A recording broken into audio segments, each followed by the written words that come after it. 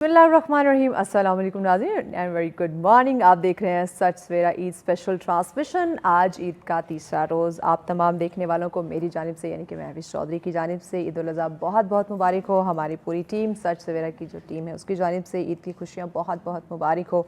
सच TV के management की जानिब से आपको बड़ी ईद की बड़ी खुशियाँ मुबारक हो। आई होप आज ईद का तीसरा रोज़ भी आपका बहुत अच्छा गुजर रहा होगा। ईद का पहला रोज़, दूसरा रोज़ हम आपके साथ थे। आज भी ये ईद की खुशियाँ जो हैं हम आपके साथ मना रहे हैं, क्योंकि हम नहीं चाहते कि आप ये खुशियाँ अकेले मनाएं या हम इन खुशियों को अकेले सेलिब्रेट करें। मिलजुल कर इस त्यौहार को हम सेलिब्रेट करना चाहते हैं, क्योंकि बड़ी ईद है तो इसकी खुशियाँ भी बड़ी हैं, इसके रंग भी जो है ऑब्वियसली हमने दुबाला करने। और जैसे हम पहले भी अपने प्रोग्राम में जिक्र करते आए हैं कि जब हम सुन्नत इब्राहिमी की बात करते हैं, ईद कुर्बान की बात करते हैं, तो सिर्फ आपने जानवर कुर्बान नहीं करना, आपने अपनी अना को भी कुर्बान करना है, अपने गुस्से को, अपने ज़िद को, जो एक तकब्बुर अनफॉर्चुनेटली कहीं ना कहीं हम में पाया जाता है, आपने उसको भी कुर्बान करना है। और ऐसी बेजा ख्वाहिशात जिनको हमने अपनी ज़िंदगी में जगह दे रखी है उनको भी आपने कुर्बान करना है, क्योंकि ईद के तीसरे रोज़ भी सुन्नत इब्राहिमी का सिलसिला जो है वो जारी रहता है। और जब हम इस ईद की बात करते हैं, ईद के फ़लसफ़े को अगर आप समझ लें, सुन्नत इब्राहिमी का जो फ़लसफ़ा है, इसका मकसद क्या है, तो ऑब्वियसली फिर जो हम अपने फ्रीज़र भरने की कोशिश में लगे रहते हैं, एटलीस्ट वो हम नहीं करेंगे। और हमारी कोशिश होगी कि जहाँ हम जो डिफरेंट हिस्से बनाते हैं उनको फिर डिस्ट्रीब्यूट करते हैं, तो आप अपने हिस्से से भी फिर तकसीम करना शुरू कर देंगे, अगर वाकई में आपने सुन्नत इब्राहिमी का मकसद जो है वो समझ लिया, इस फ़लसफ़े को आपने पहचान लिया। क्योंकि हकीकत में जब हम जानवर कुर्बान करते हैं, ज़िबा करते हैं, सुन्नत इब्राहिमी अदा करते हैं, तो देखें आपने जिस मकसद के लिए, जिस सवाब के लिए आपने ये काम करना है, वो तो ऑब्वियसली पूरा होना चाहिए। अगर आपने सिर्फ जानवर ही ज़िबा करना है, वो तो आपके पास पूरा साल पड़ा है, आप किसी भी रोज़ आप कर सकते हैं। आपने अपने फ्रीज़र भरने हैं तो वो आप किसी भी दिन कर सकते हैं।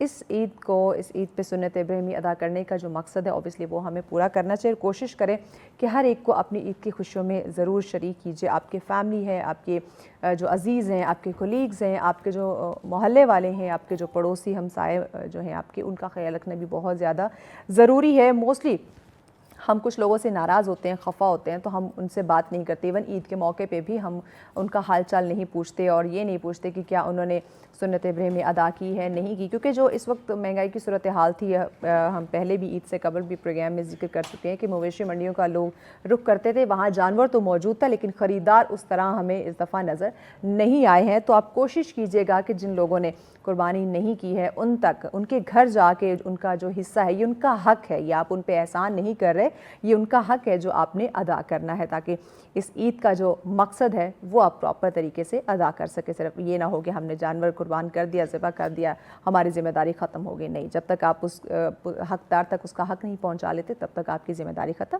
नहीं होगी। तो आई होप कि आप इन चीज़ों पर अमल करेंगे और कर भी रहे होंगे, क्योंकि ईद है, ईद की खुशियाँ हैं, तो ये सिर्फ अपने तक नहीं रखनी, ईद की खुशियों को हमने बांटना है, क्योंकि खुशियाँ बांटने से बढ़ती हैं। तो आइए इन खुशियों के रंग को ज़रा और मज़ीद दुबाला करते हैं, खुशियों को ज़रा और इसमें इजाफा करते हैं, इनको बढ़ाते हैं, क्योंकि हमारे मुअज़्ज़िज़ मेहमान हमें ज्वाइन कर चुके हैं। जैसे आपने देखा कि बाकी जो दिगर हमारे दिन चलते आए हैं, जो हमारे ट्रांसमिशन में आपने देखा मुख्तलिफ मेहमान आए, मुख्तलिफ जो फील्ड से ताल्लुक़ रखने वाले शख्सियात उन्होंने हमें ज्वाइन किया, अपने एक्सपीरियंसेस उन्होंने हमारे साथ शेयर जो है वो शेयर किए कि किस तरह से प्रोफेशनल लाइफ के होते हुए अपनी फैमिली को ईद के रोज़ वो वक्त देते हैं, ईद वो किस तरह से गुजारते हैं। तो बड़े इंटरेस्टिंग से उनके एक्सपीरियंस थे, उनकी स्टोरीज़ थी।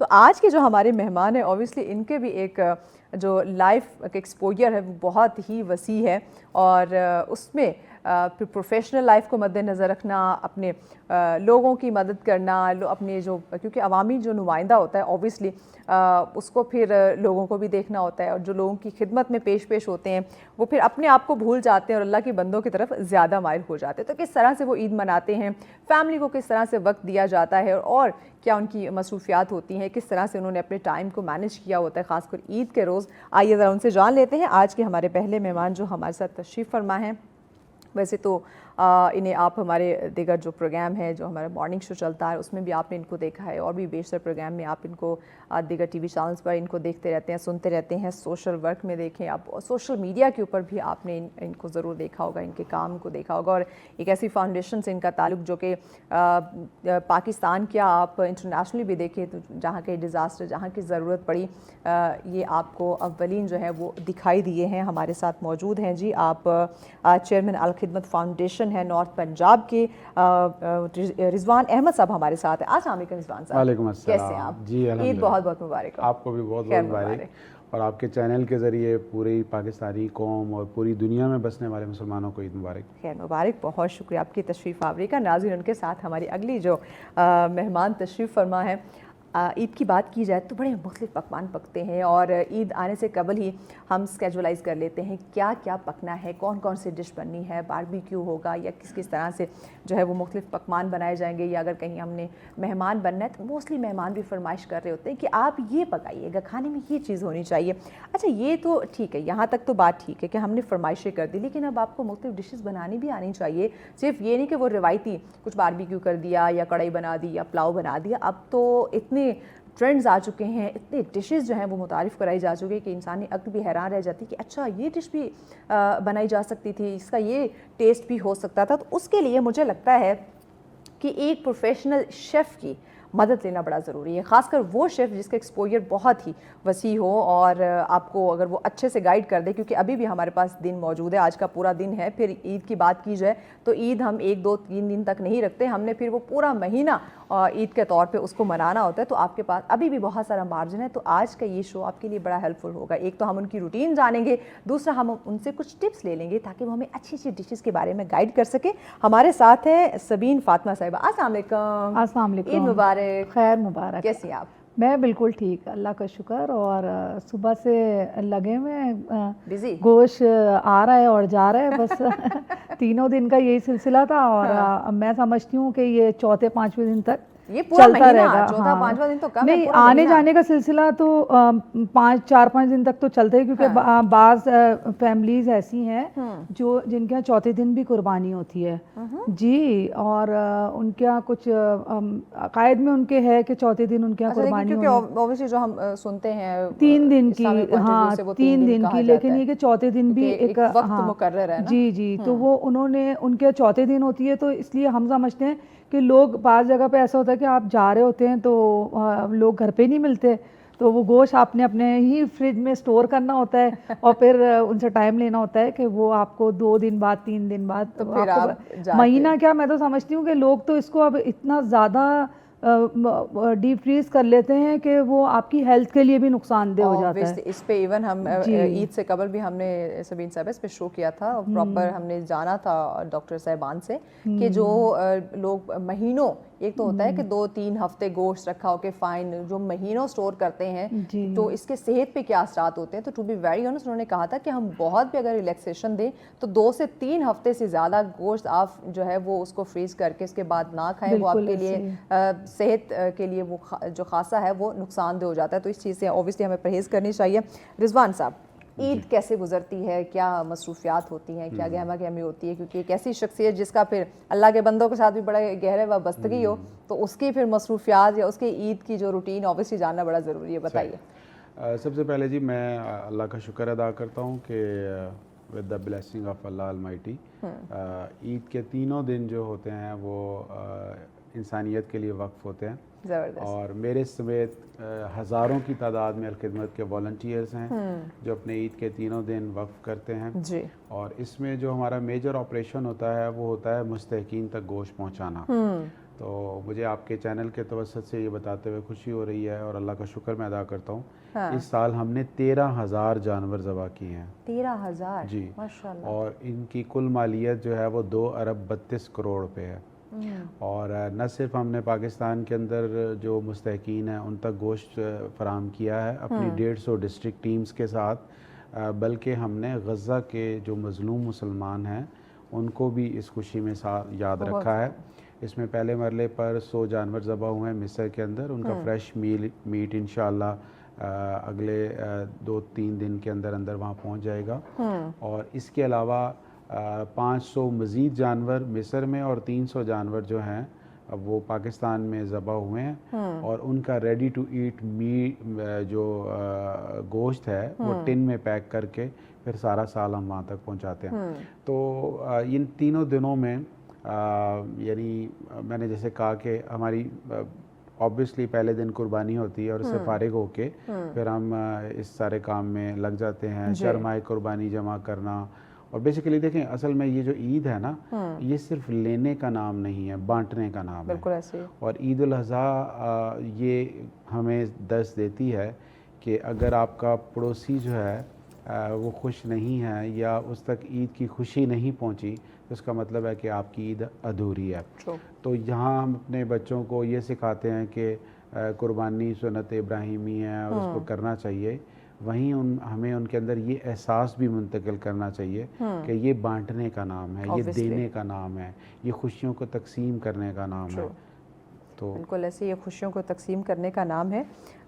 सबीन साहबा, जैसे रिजवान साहब ने अपनी रूटीन बताई, आप बताइए कि दिन जो ईद का पहला और दूसरा रोज़ है ख़ासकर वो किस तरह से आप गुजारती है? क्योंकि तीसरा रोज़ थोड़ा सा हम रिलैक्स हो जाते हैं ज़रा अपने काम से, क्योंकि ईद का आई थिंक पहले दिन कुछ ज़्यादा मसरूफ़ होता है कि कुर्बानी करनी, गोश्त बनाना, तकसीम करना, ख़वातीन के लिए ख़ासकर ये एक बड़ी हेक्टिक ड्यूटी होती है। तो ज़रा ईद के पहले और दूसरे दिन की रूटीन बताइए, कैसे स्पेंड करते हैं? देखिए वैसे तो जब कुर्बानी का जानवर आता है उसी दिन से प्रिपरेशन शुरू हो जाती है। वो उसमें उसकी प्रिपरेशन इस तरह होती है कि आपने जो है लहसुन अदरक जो है वो रखना है स्टोर करके। देन इसके अलावा गोश्त गलाने के लिए आपने पपीते को स्टोर करना है।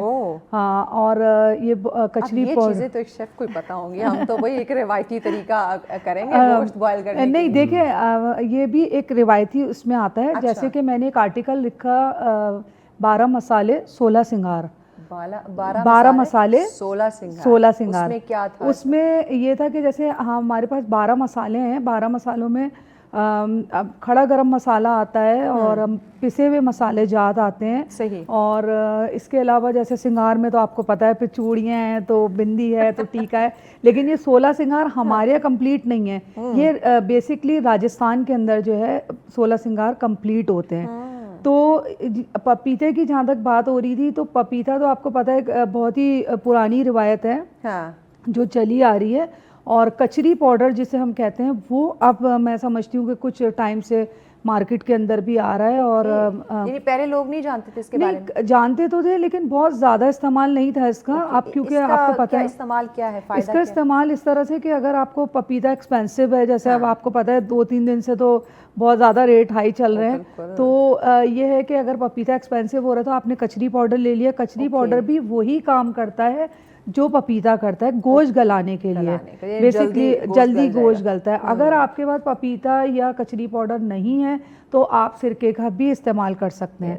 सिरका बहुत कॉमन सी घर में चीज़ होती है, हाँ मिल जाती है, तो वो ये होता है आसानी हो जाती है उसको गलाने में। और इसके अलावा एक बहुत ही आसान, अगर तीनों चीज़ें आपके पास नहीं है तो उसका बेस्ट हल ये है कि आपने कुकिंग ऑयल लेना है और कुकिंग ऑयल के अंदर आपने थोड़ा सा पानी शामिल करना है। पानी शामिल करके आपको उसमें गोश्त डालने के बाद ढक के रख देना है। तो पानी और तेल से भी गोश्त गलता है, लेकिन इस चीज़ का आपको बहुत ख्याल रखना है कि जब आप तेल जो है रखें चूल्हे के ऊपर तो ठंडा करके उसमें पानी शामिल करें, मतलब गरम में नहीं। हाँ गरम में नहीं, क्योंकि फिर वो एकदम से आप बॉयल होगा तो वो आपके लिए नुकसान होगा। तो देखिए हम टिप्स तो बताते हैं, लोगों को आइडियाज़ देते हैं, लेकिन इसकी एहतियात भी बतानी बहुत ज़रूरी होती है कि आपने तेल को जब फ्लेम पे रखा है उसी के साथ आपने पानी शामिल कर दिया, फिर आपने फ्लेम को ऑन कर दिया और गोश्त उसमें डाल के ढक के रख दिया, तो गोश्त बहुत अच्छा गल जाता है।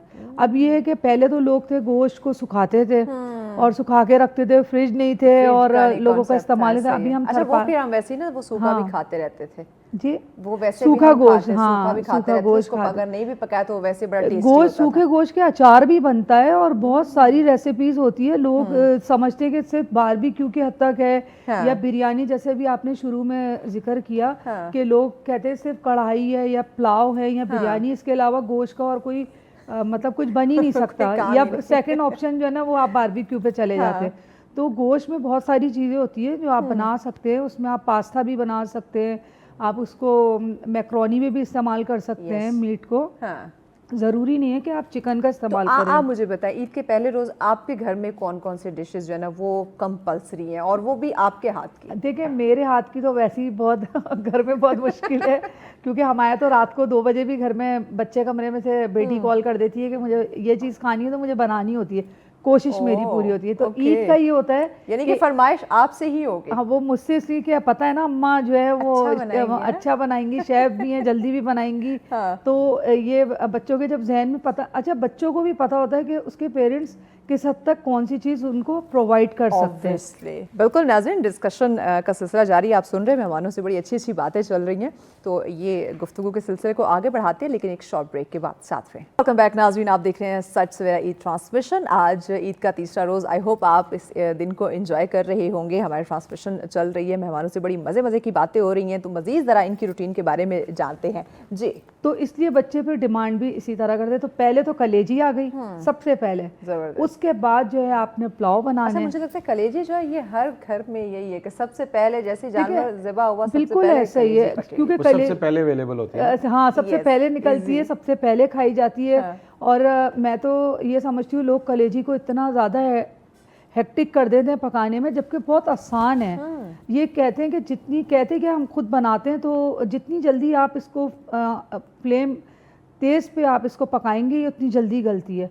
लोग इसको कुकर में बंद करके हाँ, तो कि गल इतने नहीं रही है, बेचारे सख्त मसालों को, रहती है। वो इतनी मासूम सी कलेजी होती है, हाँ, नरम नरम सी, हाय। वो जितनी जल्दी पकती है उतनी जल्दी गलती भी इसको है। हाई फ्लेम पे रखें। हाई फ्लेम पे रखें और कोशिश करें कि आप कलेजी को जब आपको खाना हो तो उसी वक्त आपको उसको पकाना चाहिए। ठीक। अब लोग पका के दिन में रख लेते हैं, फिर वो रात तक बाद चलती में, रहे। हाँ। आपने उसको मैरिनेट करना है। ठीक है। मैरिनेट करने के बाद आपने उसको जिस वक्त दस्तरखान पे आपको ज़रूरत लगे कि आपको दस्तरखान लग रहा है, आपने वो 5 से 7 मिनट भी नहीं लगी, कलेजी तैयार हो जाएगी। वाओ। सिर्फ आपको उसको मैरिनेट करके रखना है। एक बात और बहुत अहम है कि लोग कलेजी के अंदर प्याज शामिल करते हैं, लेकिन कलेजी के अंदर प्याज शामिल नहीं की जाती है। ओके। जबकि लोग ग्रेवी के लिए चाहते हैं कि ग्रेवी के लिए प्याज का इस्तेमाल करें, लेकिन प्याज जो है कलेजी के अंदर नहीं शामिल करनी चाहिए, क्योंकि ऑलरेडी पानी होता है कलेजी के अंदर। Yes। अब आप प्याज भी उसमें शामिल कर रहे हैं तो एक ज़्यादा ओवर ईटिंग हो जाती है Yes। उसको खाने के बाद।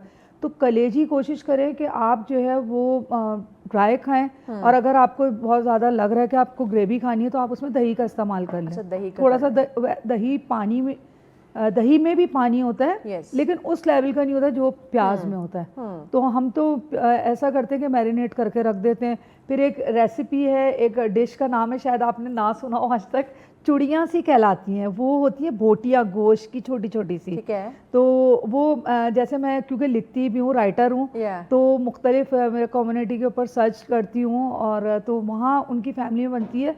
वो ऐसे होते हैं जैसे लाइक फिंगर चिप्स होते हैं ना, हाँ हाँ। इस तरह से सिर्फ फ्राई करनी होती है। वो सिर्फ उस पर नमक लगता है, ओह। और नमक लगा के उसको नमक में मैरिनेट करके, ठीक और है। सिर्फ आपको हल्का सा उसको उसी गोश्त के साथ जो उसकी चिकनाई होगी उसमें ही वो कुक होगी, अच्छा, उसी में वो पकेगी। उसी में होगी। उसमें ठीक ना है, कोई extra ऑयल add नहीं जाएगा, ना लहसुन अदरक जाएगा, ओके। कुछ भी नहीं, सिर्फ नमक और उसका जो साथ उसमें चिकनाई है उसके साथ आप उसको बनाएं। उसी में वो चिकनाई में ऑयल खुद ही आ जाएगा, और वो बहुत अच्छी बनती है। वो ऐसी तो कहलाती है लाइक जैसे रिफ्रेशमेंट के तौर पे। ओके। हाँ, आप ज़रूरी तो नहीं कि हर कोई खाने पे ईद पे पेट आएगा, भरने डिनर के पे आ लिए रहा है। नहीं, हाँ, बस हल्का फुल्का एक स्नैक्स के तौर पे या अपने रिफ्रेशमेंट के लिए। जी बिल्कुल। ओके। तो ये बहुत सारी छोटी छोटी चीज़ें जो लोगों को पता नहीं होती। और देखिए इस वक्त जो है ना फास्ट फूड का बहुत ज़्यादा। अच्छा, हमने ईद का जो पहला हमारा शो था, हमने जो शो किया उसमें हमारी गेस्ट आई थी, हमने पूछा कि ईद के दिन आपको ज़्यादा क्या पसंद है, कौन सी फरमाइश करती है डिश की जो घर में पके ना।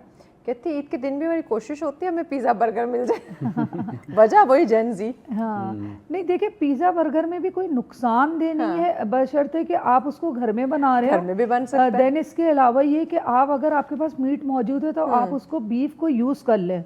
ज़रूरी नहीं कि आप चिकन तो पूरा साल खाते रहते हैं, लेकिन बीफ की आप बीफ बर्गर भी बना सकते हैं। बीफ आप पास्ते में भी इस्तेमाल कर सकते हैं, बीफ आप मैक्रोनी में भी इस्तेमाल कर सकते हैं। वो चिकन ऐसा की नहीं जगह है, आप उसको बीफ को इस्तेमाल करें। अच्छा है ना, देखिए अल्लाह ताला ने एक हमें क्योंकि एक मौका देता है, और ये अल्लाह ताला का निज़ाम भी है कि वो हर महीने का उसने एक सिलसिला रखा होता है Obviously. कि वो आपकी हेल्थ के हिसाब से, अब जैसे रबीउल अव्वल आता है, मुहर्रम आते हैं, लंगर चलते हैं, रमज़ान आता है, लोग होल्ड करते हैं खाने के Yes. लिए, रोज़े रखते हैं। तो इसी तरह ईद पे अगर आपको मीट मिल रहा है इतना, तो कोशिश करें कि आप उसको उसका फ़ायदा उठाएं, ज़रा मुर्गियों बिल्कुल। से जान छुड़ाएं तो अच्छा है।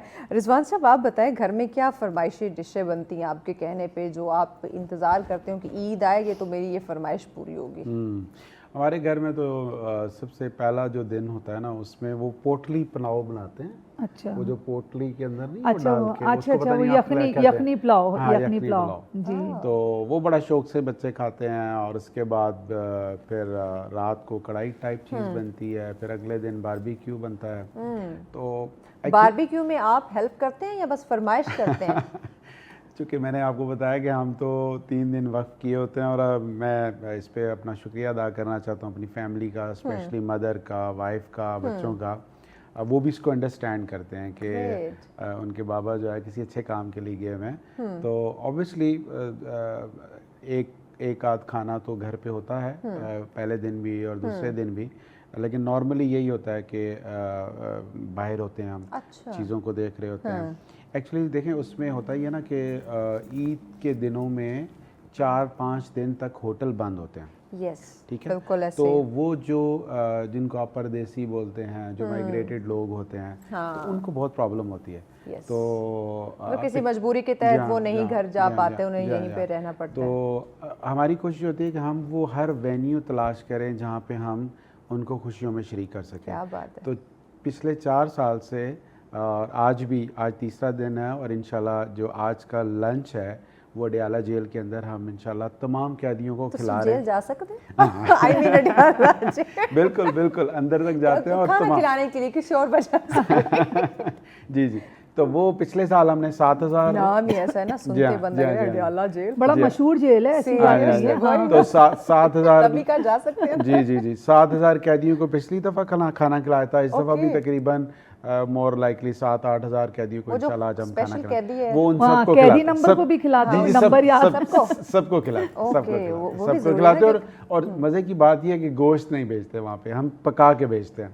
ये भी बहुत ज़रूरी जो है। पकी हुई चीज़ होती है ना, वो आगे पीछे नहीं हो सकती। अच्छा, इसके अलावा एक तो आपने जेल के कैदियों का जिक्र किया कि वहाँ आप खाना जो है भेजते हैं। इसके अलावा अगर इस्लामाबाद की बात की जाए तो यहाँ पे भी ऑब्वियसली जैसे आपने कहा रेस्टोरेंट्स बंद होते हैं, आपको कहीं भी किसी जगह कोई होटल नहीं खुला मिलता, तो इस्लामाबाद के किस पॉइंट को आप टच करते हैं कि लोग जो है वो आ जाएं? लास्ट ईयर भी किया था और इस साल भी अभी हमारी अलखिदमत इस्लामाबाद की टीम ने किया है। वो ये किया है कि इस्लामिक यूनिवर्सिटी में आपके इंटरनेशनल स्टूडेंट्स भी आए होते हैं जी। और चूँकि अभी सेमेस्टर की स्कीम ऐसी है कि अभी पेपर्स होने हैं जून में, फ़ौरन ईद के फ़ौरन बाद। तो जो दूर दराज के बच्चे होते हैं वो जा नहीं पाते अपने घरों में। तो पिछली दफ़ा भी और इस दफ़ा भी हमने उनको ज़बरदस्त डिनर करवाया। स्टूडेंट को पिछली दफ़ा 2000 से ज़्यादा तलबा और तालबात को हमने डिनर करवाया था। अच्छा, आपके साथ जो वॉलंटियर लोग काम करते हैं, उनको अब देखिए ईद तो ईद है ना, ईद की खुशियाँ होती हैं, वो किस तरह से आपके साथ इंगेज रहते हैं? एक तो ये फलाही काम हो गए कि मिलजुल के लोगों को एक तो गोश्त बांटना, फिर खाना पकाए तो वो जो है वो डिस्ट्रीब्यूट करना, इसके अलावा भी क्या एक्टिविटीज़ होती हैं?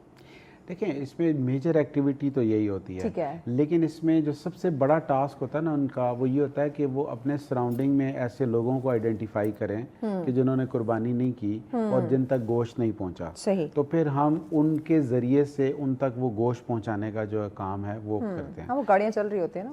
जी। और जो इसमें अच्छी बात है वो ये भी मैं बता दूँ, ये यहाँ हाइजीन की बात आई थी। अमूमन आपने देखा होगा कि लोग गोश्त जब ज़बह करवाते हैं जानवरों को, तो मैंने देखा कि रोडों के ऊपर ज़बह हो रहे होते हैं और इतना मतलब अनहाइजेनिक होता है वो। यानी अगर आप देखें कि अगर कोई रोड पे गिर जाए और उसको खराश लग जाए तो आप टेटनस के टीके लगाते हैं, बिल्कुल ऐसे। और उसी रोड के ऊपर जो है ना जी वो कुर्बानी हो रही है। तो इस चीज़ को हमने बिल्कुल रिवर्स किया। फतेह जंग के अंदर स्लाटर हाउस है और वो टर्की ने बनाया था और वो उसका जो गोश्त है वो एक्सपोर्ट क्वालिटी है। तो इस साल हमने वहाँ 150 जानवर ज़बह किए हैं मुस्तकीन के लिए और दूसरे दिन भी तकसीम हुआ और आज भी जो आपने जिक्र किया ना, इट्स वेरी इंपॉर्टेंट। देखिए, एक तरफ हम सुन्नत इब्राहिमी अदा कर रहे हैं और दूसरी तरफ जो हम बात करते हैं सफाई निस्फ ईमान है, तो मतलब हम अगर सफाई का ख्याल नहीं रख रहे तो अपने निस्फ ईमान को तो वहीं पे खत्म कर रहे हैं, फिर हम चल रहे हैं सुन्नत इब्राहिमी की तरफ, क्या हम ये करने जा रहे हैं। बिल्कुल इन चीज़ों पे वैसे ख्याल रखना इज वेरी इंपॉर्टेंट। अच्छा, ऑब्वियसली वो थोड़ा सा महंगा होता है, स्लाटर हाउस में वो कॉस्ट ज़्यादा पड़ती है, लेकिन एक्चुअली हम ये कहते हैं कि जब हमने किसी को देनी है चीज़ तो बेहतरीन बेस्ट, देखिए ना इस्लाम में भी जैसे अपने लिए पसंद करते हो वही चीज़ अपने मुसलमान भाई के लिए करो, तो इट मीन हम कोई गंदी चीज़ तो नहीं खाएंगे, हाइजीन का ऑब्वियसली हम ख्याल रखेंगे। सबीन साहिबा बताइएगा कि घर में जब जानवर आता है कुर्बानी का, सबसे ज़्यादा किसकी अटैचमेंट उसके साथ हो जाती है? घर में जानवर के साथ सबसे ज़्यादा अटैचमेंट तो मेरी बेटी की है। बस वो जब छोटी सी थी और जब उन्होंने होश संभाला तो जब बकरा कटा तो उन्होंने आके सबसे पहले अपने बाबा की दाढ़ी जो है पकड़ के ऐसे रोई कि मतलब वो खुद परेशान हो गए और उन्होंने उस दिन तहैया कर लिया कि अब मैं जो है कुर्बानी घर पे नहीं करूँगा और मैं इसको लेके जाऊँगा, जैसे इन्होंने बताया स्लैटर हाउस होते हैं, इसके अलावा भी शॉप्स होती हैं जो बकरे या गाय वगैरह काटते हैं अपनी ही शॉप पे, क्योंकि हमारे शुरू से बकरे की ही कुर्बानी हुई तो या हमने गाय में हिस्सा डाला, क्योंकि हमारी फैमिली छोटी है तो फिर हम उस हिसाब से चीज़ों को देखते हैं ना, तो फिर वो बकरे को लेके जो है ना शॉप पे चले जाते थे कि भाई मैं वहीं कटवा के आपने देख लिया, प्यार कर लिया, तो उसके बाद से फिर घर पे कुर्बानी नहीं हुई। एक तो घर पे कुर्बानी का ये भी है कि कुर्बानी के साथ साथ आपकी आजमाइश भी होती है कि खाले देने के लिए भी एक हेडेक होता है, वो पहले से ही कॉलें आ जाती हैं कि भाई खाल जो है वो हम लेके जाएंगे, चाहे हमें नहीं भी देनी होती तो हमें पता चल जाता है हाँ भाई इनको लेनी है, तो फिर वो भी बड़ी एक अहम चीज़ होती है, वो भी एक जिम्मेदारी होती है। तो वो बेटी को ना बहुत ज़्यादा होता है, तो उसके बाद से फिर हमने कुर्बानी इस तरह से बाहर करवानी शुरू कर दी। और इसके अलावा एक चीज़ मैं और भी शेयर करूँगी कि जैसे हम कुर्बानी का गोश्त फ़ौरन लाते हैं और हमारी ख़वातीन को ख़ास तौर पे कंप्लेन होती है कि गोश्त जो है ना वो गलता नहीं है और बहुत हार्ड हो जाता है। कुर्बानी के गोश्त की मोस्टली लोगों को कंप्लेन होती है।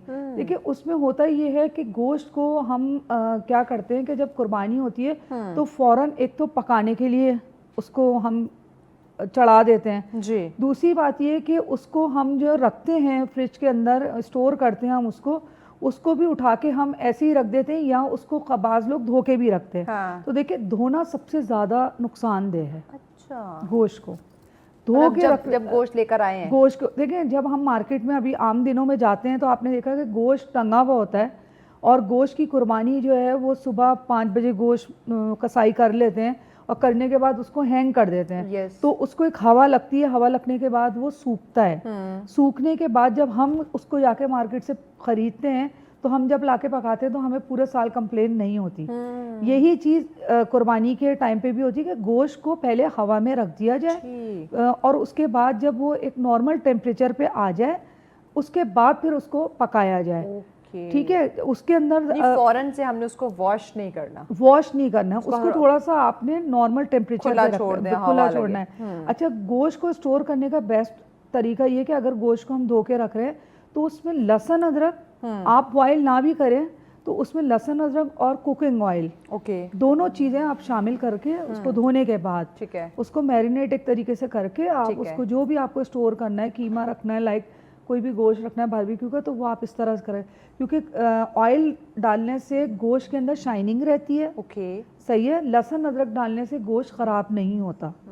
चाहे आप टोटका बता रही ना, लोगों ने वैसे ही महीने सेव करना है इस टोटके से, उनके लिए और आसानी हो जाए। अगर आपको महीने भी स्टोर करना है, कोई आपकी तकरीब होती है, लोगों के घरों में तकरीबात होती हैं, लोगों की कोशिश होती है कि आप कुर्बानी कर रहे हैं तो फिर आपको उस हिसाब से भी लोग ज़्यादातर अब तो ये हो गया कि डिस्ट्रीब्यूट करने के बाद आपको अपनी भी तो ख्वाहिश होती है, फंक्शन होते हैं फैमिलीज में तो, और गोश्त जो है ना काफ़ी, जैसे रेस्टोरेंट की बात हुई अभी कि वो बंद होते हैं 3 दिन, इसी तरह गोश्त की भी शॉप होती है, वो तकरीबन 10 दिन से ऊपर ही बंद होती है। हाँ, वो ज्यादा ठीक है, उनको पता होता है लोगों ने अभी गोश्त खाया है, इसके बाद तो किसी ने खरीदना नहीं, लोगों के घरों में मौजूद है। लेकिन कुछ लोग ऐसे होते हैं जो कुर्बानी नहीं करते या उन तक गोश्त नहीं पहुंचता, तो उनको भी तो परचेस करना या फिर ऑब्वियस जो परदेसी हैं जो घर गए हुए थे बाद में वापस आए हैं तो उनको जरूरत पड़ेगी तो वो कहां से लेंगे? तो उसके लिए ये है कि अगर आप गोश्त स्टोर कर रहे हैं तो आप उसमें लहसुन अदरक और कुकिंग ऑयल का इस्तेमाल करें, और अगर आप बॉयल करके उसको रखेंगे तो उससे बेस्ट कुछ है ही नहीं।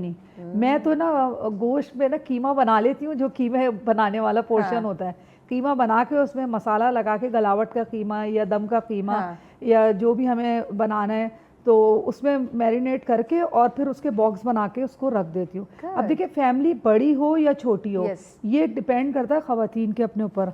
हम समझते हैं कि हमारे ऊपर एक जिम्मेदारी है, ये जिम्मेदारी सिर्फ साल में एक दफ़ा आनी होती है। रोज़ तो कुर्बानी नहीं होती, रोज़ तो तकरीबात ऐसे नहीं होती, हाँ। तो उसके लिए थोड़ा सा प्रिपरेशन करके रखना चाहिए, उसको हेडेक नहीं बनाना Yes. चाहिए।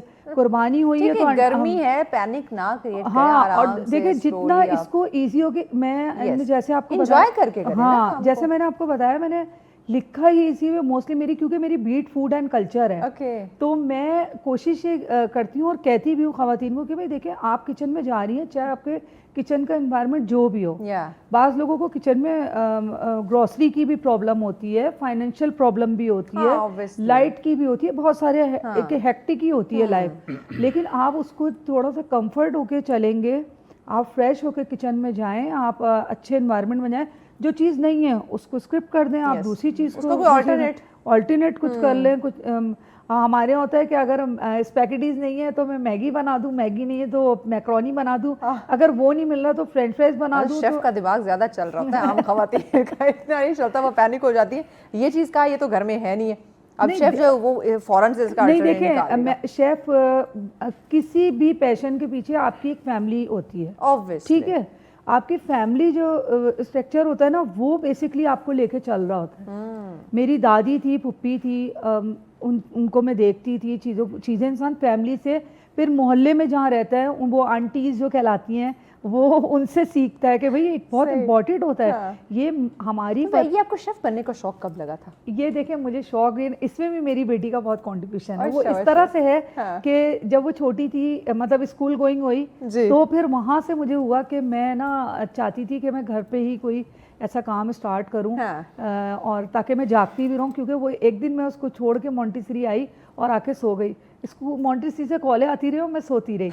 उस दिन से मैं डर गई, मैंने कहा मुझे उठना है और उठने के लिए कोई ना कोई काम में एंगेज होना है। ऐसे ही है नाज़िर, अभी आप जैसे सुन रहे हैं, पकवान पक रहे हैं, फिर कुछ सीरियस डिस्कशन भी हो रही है और ऑब्वियसली होनी चाहिए, बच्चों को इसकी तरबियत देना बड़ा ज़रूरी है। तो ईद के रंग हमें किस तरह से इनके रंग को दुबाला करना चाहिए या किस तरह से ईद को सेलिब्रेट करना चाहिए, क्योंकि तीसरा रोज़ है, अभी भी सुन्नत इब्राहिमी का सिलसिला जारी है। तो मज़ीद इस पर ज़रा बात करते हैं, लेकिन ब्रेक के बाद साथ में। आप देख रहे हैं सच सवेरा ईद ट्रांसमिशन। आज ईद का तीसरा रोज़, आई होप आप इस दिन को एंजॉय कर रहे होंगे। हमारी ट्रांसमिशन चल रही है, मेहमानों से बड़ी मज़े की बातें हो रही हैं, तो मज़ीद ज़रा इनकी रूटीन के बारे में जानते हैं जी।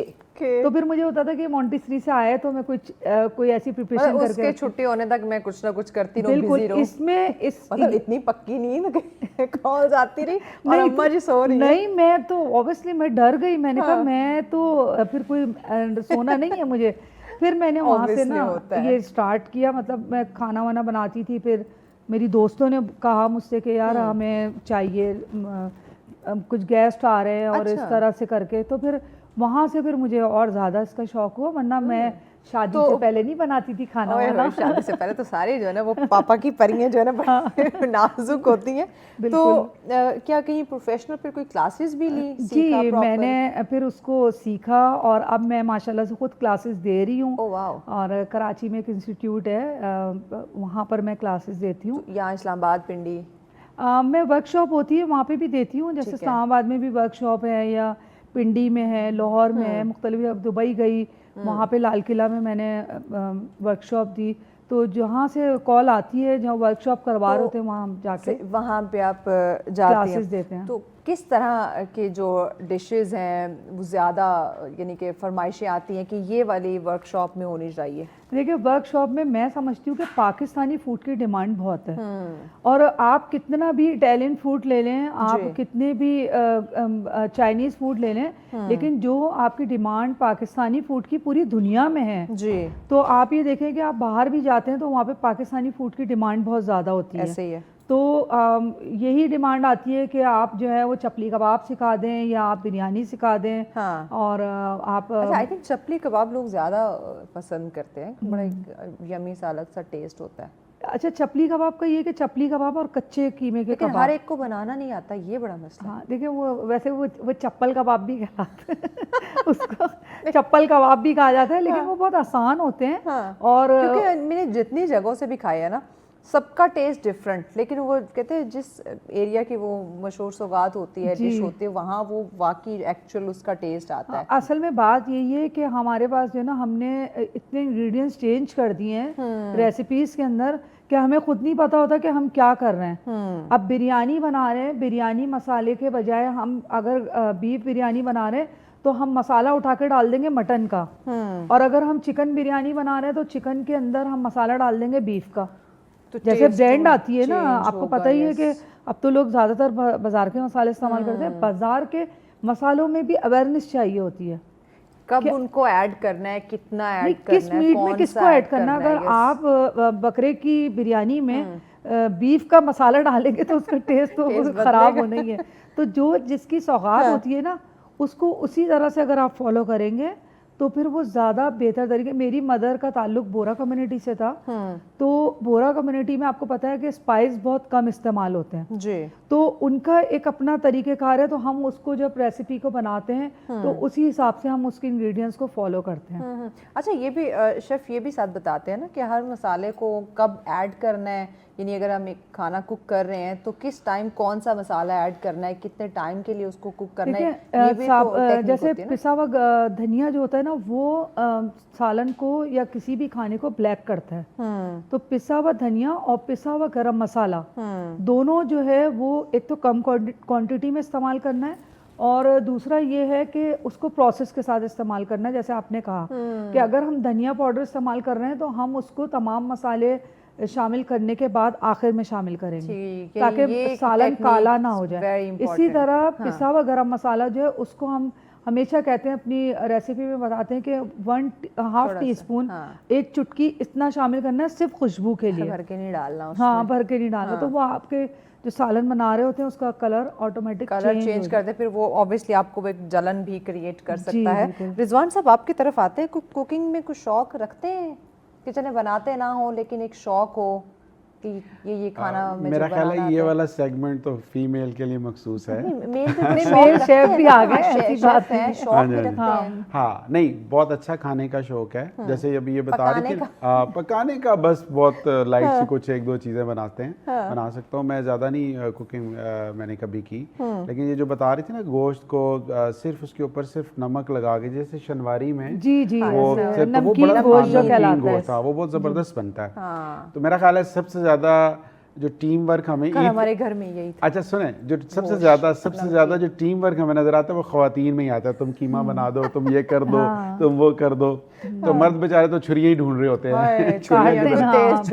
नहीं, मुझे इस ईद पे तो आई थिंक मर्दों का काम यही ज्यादा था, कसाई के पीछे भागना, टाइम से मिल जाए जानवर जो है वो ज़िबा करवाना। अच्छा, मुझे बताएं कि अब ऑब्वियसली माशाल्लाह आप एक नामी गिरामी शख्सियत हैं, कभी ऐसा हुआ जो घर का जानवर आया हो, आपसे ज्यादा उसको अटेंशन मिल गई और आप कहे मेरे लिए तो मैं इस घर में वीआईपी था, अब जानवर बन गया, कभी ऐसा हुआ? देखिए, जानवर तो वीआईपी होता है। वैसे जो इन्होंने बात की ना कि इससे पहले कि एक आध छोटी बच्ची छोटा ही होने की वजह से उसको ज़रा ज़्यादा फील होगी, अटैचमेंट होगी। मेरा ये ख्याल है कि अगर ज़्यादा मसला ना हो तो घर में ही कुर्बानी होनी चाहिए। उसकी वजह ये है कि देखें, जो सुन्नत इब्राहिमी है ना, उसके पीछे थीम ही यही है कि जिससे आपकी अटैचमेंट है ना, जिसके साथ आपकी मोहब्बत है।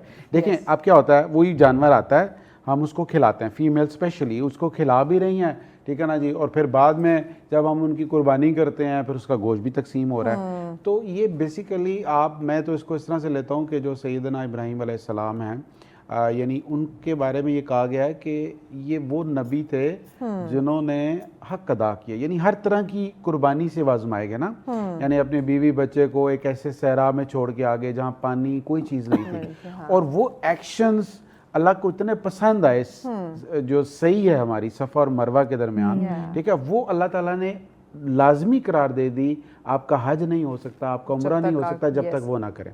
और फिर वो जो कुर्बानी जो थी, तो बेसिकली मैं ये समझता हूँ कि हमारे बच्चों के अंदर ये चीज़ पैदा होनी चाहिए कि ये जो कुर्बानी है ये ईसार का नाम है, ये उनको बताया जाए। हाँ, उनको बताया जाए और उनको अपनी खुशियाँ दूसरों में तकसीम करने की। और एक और मैं बताऊँ, एक मैंने स्कॉलर टर्की की एक कहावत पढ़ी, उसमें लिखा था कि अगर आपने अपने बच्चों को जमा मर्दी सिखानी है ना, यानी उनके अंदर जुर्रत पैदा करनी है, तो फिर आप वो छोटा जानवर या बड़ा जानवर जो छुरी फेरना है ना, वो आप उन बच्चों के जरिए, ओह तो उससे क्या होगा कि उनके अंदर वो जमा मर्दी और जिसे कहते हैं ना हिम्मत पैदा होगी। देखें, इसके बहुत सारे एस्पेक्ट्स हैं, बहुत सारे, बिल्कुल इस चीज़ के बहुत सारे। यहाँ ऐसे लोग भी, हम सोशल मीडिया पे भी आप भी देख रही होंगी, क्या ज़रूरत है जी इतनी बड़ी तादाद में कुर्बानी करने की, जानवर की कमी हो जाएगी। देखिए हर साल लाखों की तादाद में ज़बह होते हैं, लाखों की, इतनी बड़ी इंडस्ट्री है। Yes. यानी किसान जो है सारी पूरा साल मेहनत करता है और एंड पे उसको वो रिजल्ट मिलता है, उसके ज़रिए वो अपने बच्चों की शादियाँ करता है, Yes. अपने बहुत सारे और मामलात करता है फाइनेंशियली तौर पे हाँ जी। इसके लिए और बड़ा ये अच्छा एक होता है। इतना बड़ा इकोनॉमिक साइकिल होता Yeah. है, यानी अगर आप इसको एक बड़े तनाजुर में देखें तो एक बहुत बड़ा इकोनॉमिक साइकिल बिल्कुल इसके ऐसे। जरिए चल रहा होता है। बहुत सारी इंडस्ट्री इसके साथ चल रही होती है। आपकी लेदर इंडस्ट्री जो एक्सपोर्ट किया है वो इसके साथ अटैच है, कसाईयों का एक पूरा फ्रेमवर्क है। मैं टर्की के एक एग्जीबिशन में था, तो वहाँ एक साहब ने मुझे कहा कि वो फूड इंडस्ट्री से थे सर मैडम, तो वो मुझे कह रहे थे कि जी पाकिस्तान में एक लाहौर में एक है आपकी फैक्ट्री, तो वो जेलेटन बनाती है। वो जेलेटन जो फूड प्रोडक्ट्स के अंदर यूज़ होता है ना, यूज होता है, तो बिल्कुल। वो उनका कहना ये था कि चूंकि पाकिस्तान में हलाल तरीके से ज़बह होता है, हाँ। ठीक है, तो हमें ये हलाल जेलेटन चाहिए। हमें वेस्ट में मिलती है, लेकिन वो उस पर हमें एतमाद नहीं है कि ये हलाल है या नहीं। और वो जेलेटन कहते हैं फूड प्रोडक्ट्स के 90% चीज़ों में वो यूज़ इस्तेमाल होती होती है, बिल्कुल। ठीक है। तो ये यानी वो चीज़ें हैं जो बाज़ औक़ात एक आम आदमी के जहन के अंदर नहीं होती। तो ये बहुत बड़ी ब्लेसिंग है। मैं समझता हूँ वो जो कहा गया कि 3 हिस्से करें, एक हिस्सा आपका अपने लिए है, एक आपके रिश्तेदारों के लिए है, और एक जो है गरीब मसाकीन के लिए है। मुझे किसी ने, मैं प्रोग्राम में था तो उन्हें कहा कि अगर फ़र्ज़ कर लें रिश्तेदारों ने अपनी कुर्बानी की हो तो क्या उनको भेजना चाहिए? मैंने कहा ज़रूर भेजना चाहिए, इसलिए कि ये ईद जोड़ने का नाम है। यस, ठीक है। अगर मेरे पास गोश्त ज़्यादा आ गया और मेरी ज़रूरत से ज़्यादा है, तो मुझे चाहिए कि मैं किसी और गरीब को दे दूं, लेकिन एक दूसरे से देने से, बांटने से मोहब्बत बढ़ती है। और एक चीज़ और सवाल किया, अमूमन सवाल नहीं होता, वो ये कहता है कि आपकी अगर नेबर में कोई ऐसा नॉन मुस्लिम फैमिली है तो उसके बारे में आप क्या करते हैं? मैंने कहा जी बिल्कुल, आज से 2 साल पहले चूँकि हम गोश्त तकसीम करते हैं तो हमारे पास ज़्यादा गोश्त था, तो हमने तकसीम करना था, तो हमारे पड़ोस में ना कुछ क्रिश्चियन फैमिलीज थी। तो मैंने एक स्कॉलर से पूछा कि क्या ख्याल है अगर हम उनको गोश्त दे दें? उन्होंने कहा जी बिल्कुल देना, कोई मसला नहीं है। ठीक है। और फिर उन्होंने बताया कि आप अलैहिस्सलाम जब कुर्बानी करते थे तो सबसे पहला गोश्त जिसके घर में जाता था वो एक यहूदी था जो उनका पड़ोसी था। ओह, यानी कि पड़ोसी उसमें वो नहीं डिस्क्रिमिनेशन नहीं नहीं है, हाँ जी। तो मतलब इसमें यह है कि मुझे ये लगता है कि हमें अपने जो आपके बिल्कुल पड़ोस में है या हमारे घरों में जो काम करने वाली ख़वातीन होती हैं, अगर वो मुस्लिम नहीं भी हैं तो हमें इस खुशी में उनको भी शरीक करना चाहिए। बड़ी अच्छी क्योंकि ये आपने बात बेसिकली ये एक दावत भी है अगर देखा जाए कि आप इस्लाम का एक बेहतरीन नमूना जो है उनके सामने पेश करते हैं। हम अल-खिदमत के तहत ना ये एम्बेसडर्स को अफ्तारी देते हैं। तो वो शुरू में जब हमने स्टार्ट किया तो वो ये डिबेट हुई कि रोज़ा तो सिर्फ मुस्लिम एम्बेसडर्स ने रखा होता है तो उनको बुलाना चाहिए, लेकिन हमने ये तय किया कि हम नॉन मुस्लिम को भी बुलाएंगे, उनको दिखाएंगे इस्लाम कितना खूबसूरत मजहब है, कैसे हम फास्टिंग करते हैं, कैसे हम जो करते हैं। और ये देखें खूबसूरत पैगाम, एक मैसेज कन्वे किया, पैगाम है। और अब ये है कि ये जो कुर्बानी है ये भी हमारा एक बहुत खूबसूरत चेहरा है कि जिसके नतीजे में हम अपने हर गरीब और अमीर को आपस में जोड़ देते हैं। यस, बहुत खूबसूरत बात की, सबको जोड़ते हैं ये कुर्बानी, और इसी का नाम तो ईद कुर्बान है। और ये तो हम कह रहे हैं बार बार कि इसका अगर फ़लसफ़ा समझ लिया तो तब आपको इसकी खुशी है, इसके जो हकीकी रंग है वो नज़र आएंगे। सभी बताइएगा, ईद के रोज़ सबसे पहला मैसेज आपको किसका आता है या आप किसको करती हैं? ईद वाले दिन तो सबसे पहले वैसे तो ढेरों लगते हैं ना, लेकिन वो कहते हैं पहला मैसेज किसी का आना या किसी को करना। मेरे पास तो मैं सबसे पहले कॉल करती थी अब्बू को। ओके। और मेरे पास भी अगर कॉल आती थी तो वो मेरे फादर की थी, लेकिन क्योंकि उनकी अब डेथ हो गई है तो 2 साल से तो तकरीबन कोई अट्रैक्शन भी नहीं लगती। देन इसके अलावा हम कभी सोचते भी नहीं, मैसेज आ तो रहे, लेकिन क्योंकि हमारी एक सर्कल इस तरह का है और काफी सारे लोग हैं, ग्रुप बने हुए। कभी नोटिस नहीं किया कि पहले कौन कर रहा है? हाँ, मतलब ये था कि बस अब्बू की कॉल आनी और अब्बू को कॉल करनी, क्योंकि कॉल पे ही ज्यादा कॉन्सेंट्रेट रहता है फादर का, मदर का। तो मैसेज का कोई ऐसे सिलसिला नहीं है, आप लेकिन किसको पहले कहते हैं मैसेज तो आपको ढेर सारे आ गए, अब लाइन लग गई है, इनबॉक्स जो है ना वो बेचारा भर गया है, तो आप सबसे पहले किसको रिप्लाई करना या किसको मैसेज करना ज़्यादा मुनासिब समझती है? सबसे पहले तो मैसेज जो है वो मैं देती हूँ अपने हस्बैंड को, और आउट ऑफ सिटी होते हैं तो मैं उनको कॉल करती हूँ, सलाम करती हूँ। वैसे अगर कॉल नहीं उठाते तो फिर एक मैसेज ड्रॉप कर देती हूँ।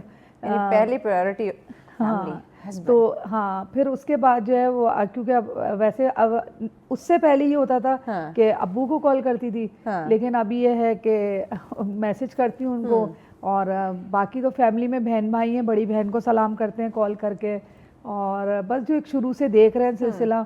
तो अब फ़ोन पे तो यही है कि आपको अक्सर अब फ़ोन नहीं उठाते लोग, तो मैसेज एक बहुत बेस्ट ऑप्शन है। जैसे पहले मैसेज नहीं होते थे, लोग कार्ड भेजते थे और पैगाम भेजते थे। अच्छा, आपने ईद कार्ड दिए स्कूल कॉलेज लेवल पे? बिल्कुल दिए, और बाज़ दफ़ा तो ऐसे भी कार्ड दिए कि मुझे याद है बड़ा एक अच्छा सा किस्सा था कि मेरे ख्याल में न्यू ईयर थी, न्यू ईयर वाले दिन हमने कार्ड दिए, उसी दौरान ईद भी आई थी और क्रिसमस भी न्यू ईयर पे। ईद भी थी और न्यू ईयर भी था और पीछे क्रिसमस भी गुजरी थी। हमने उठा के हमने कार्ड उठा के, स्कूल की बात बता रही हूँ आपके, हमने कार्ड उठा के दे तो दिए, तो दूसरे दिन हमारे जो सीनियर थे वो कह रहे हैं कि भाई खैरियत है, हमें तो पता था कि तुम मतलब मुस्लिम कम्युनिटी से। मैंने कहा जी बिल्कुल। कह लेंगे तो ये हमें क्रिसमस के कार्ड क्यों दे दिए तुमने? मैंने कहा वो सॉरी, यानी मिक्स हो गए बेध्यानी में जो है ईद का कार्ड क्रिसमस पे और क्रिसमस का कार्ड ईद पे चला गया। तो ईद कार्ड ऐसे होते थे कि हम पहले पिक्चर वाले भी आते थे ना, जिसपे हीरोइनें बनी हुई होती थी, वो कार्ड लेके और फिर वो कार्ड पे पीछे मैसेज लिख के, ईद मुबारक लिख के और मुनजानिब सबीन लिख के, और वो कार्ड जो है हम ड्रॉप करवाते थे।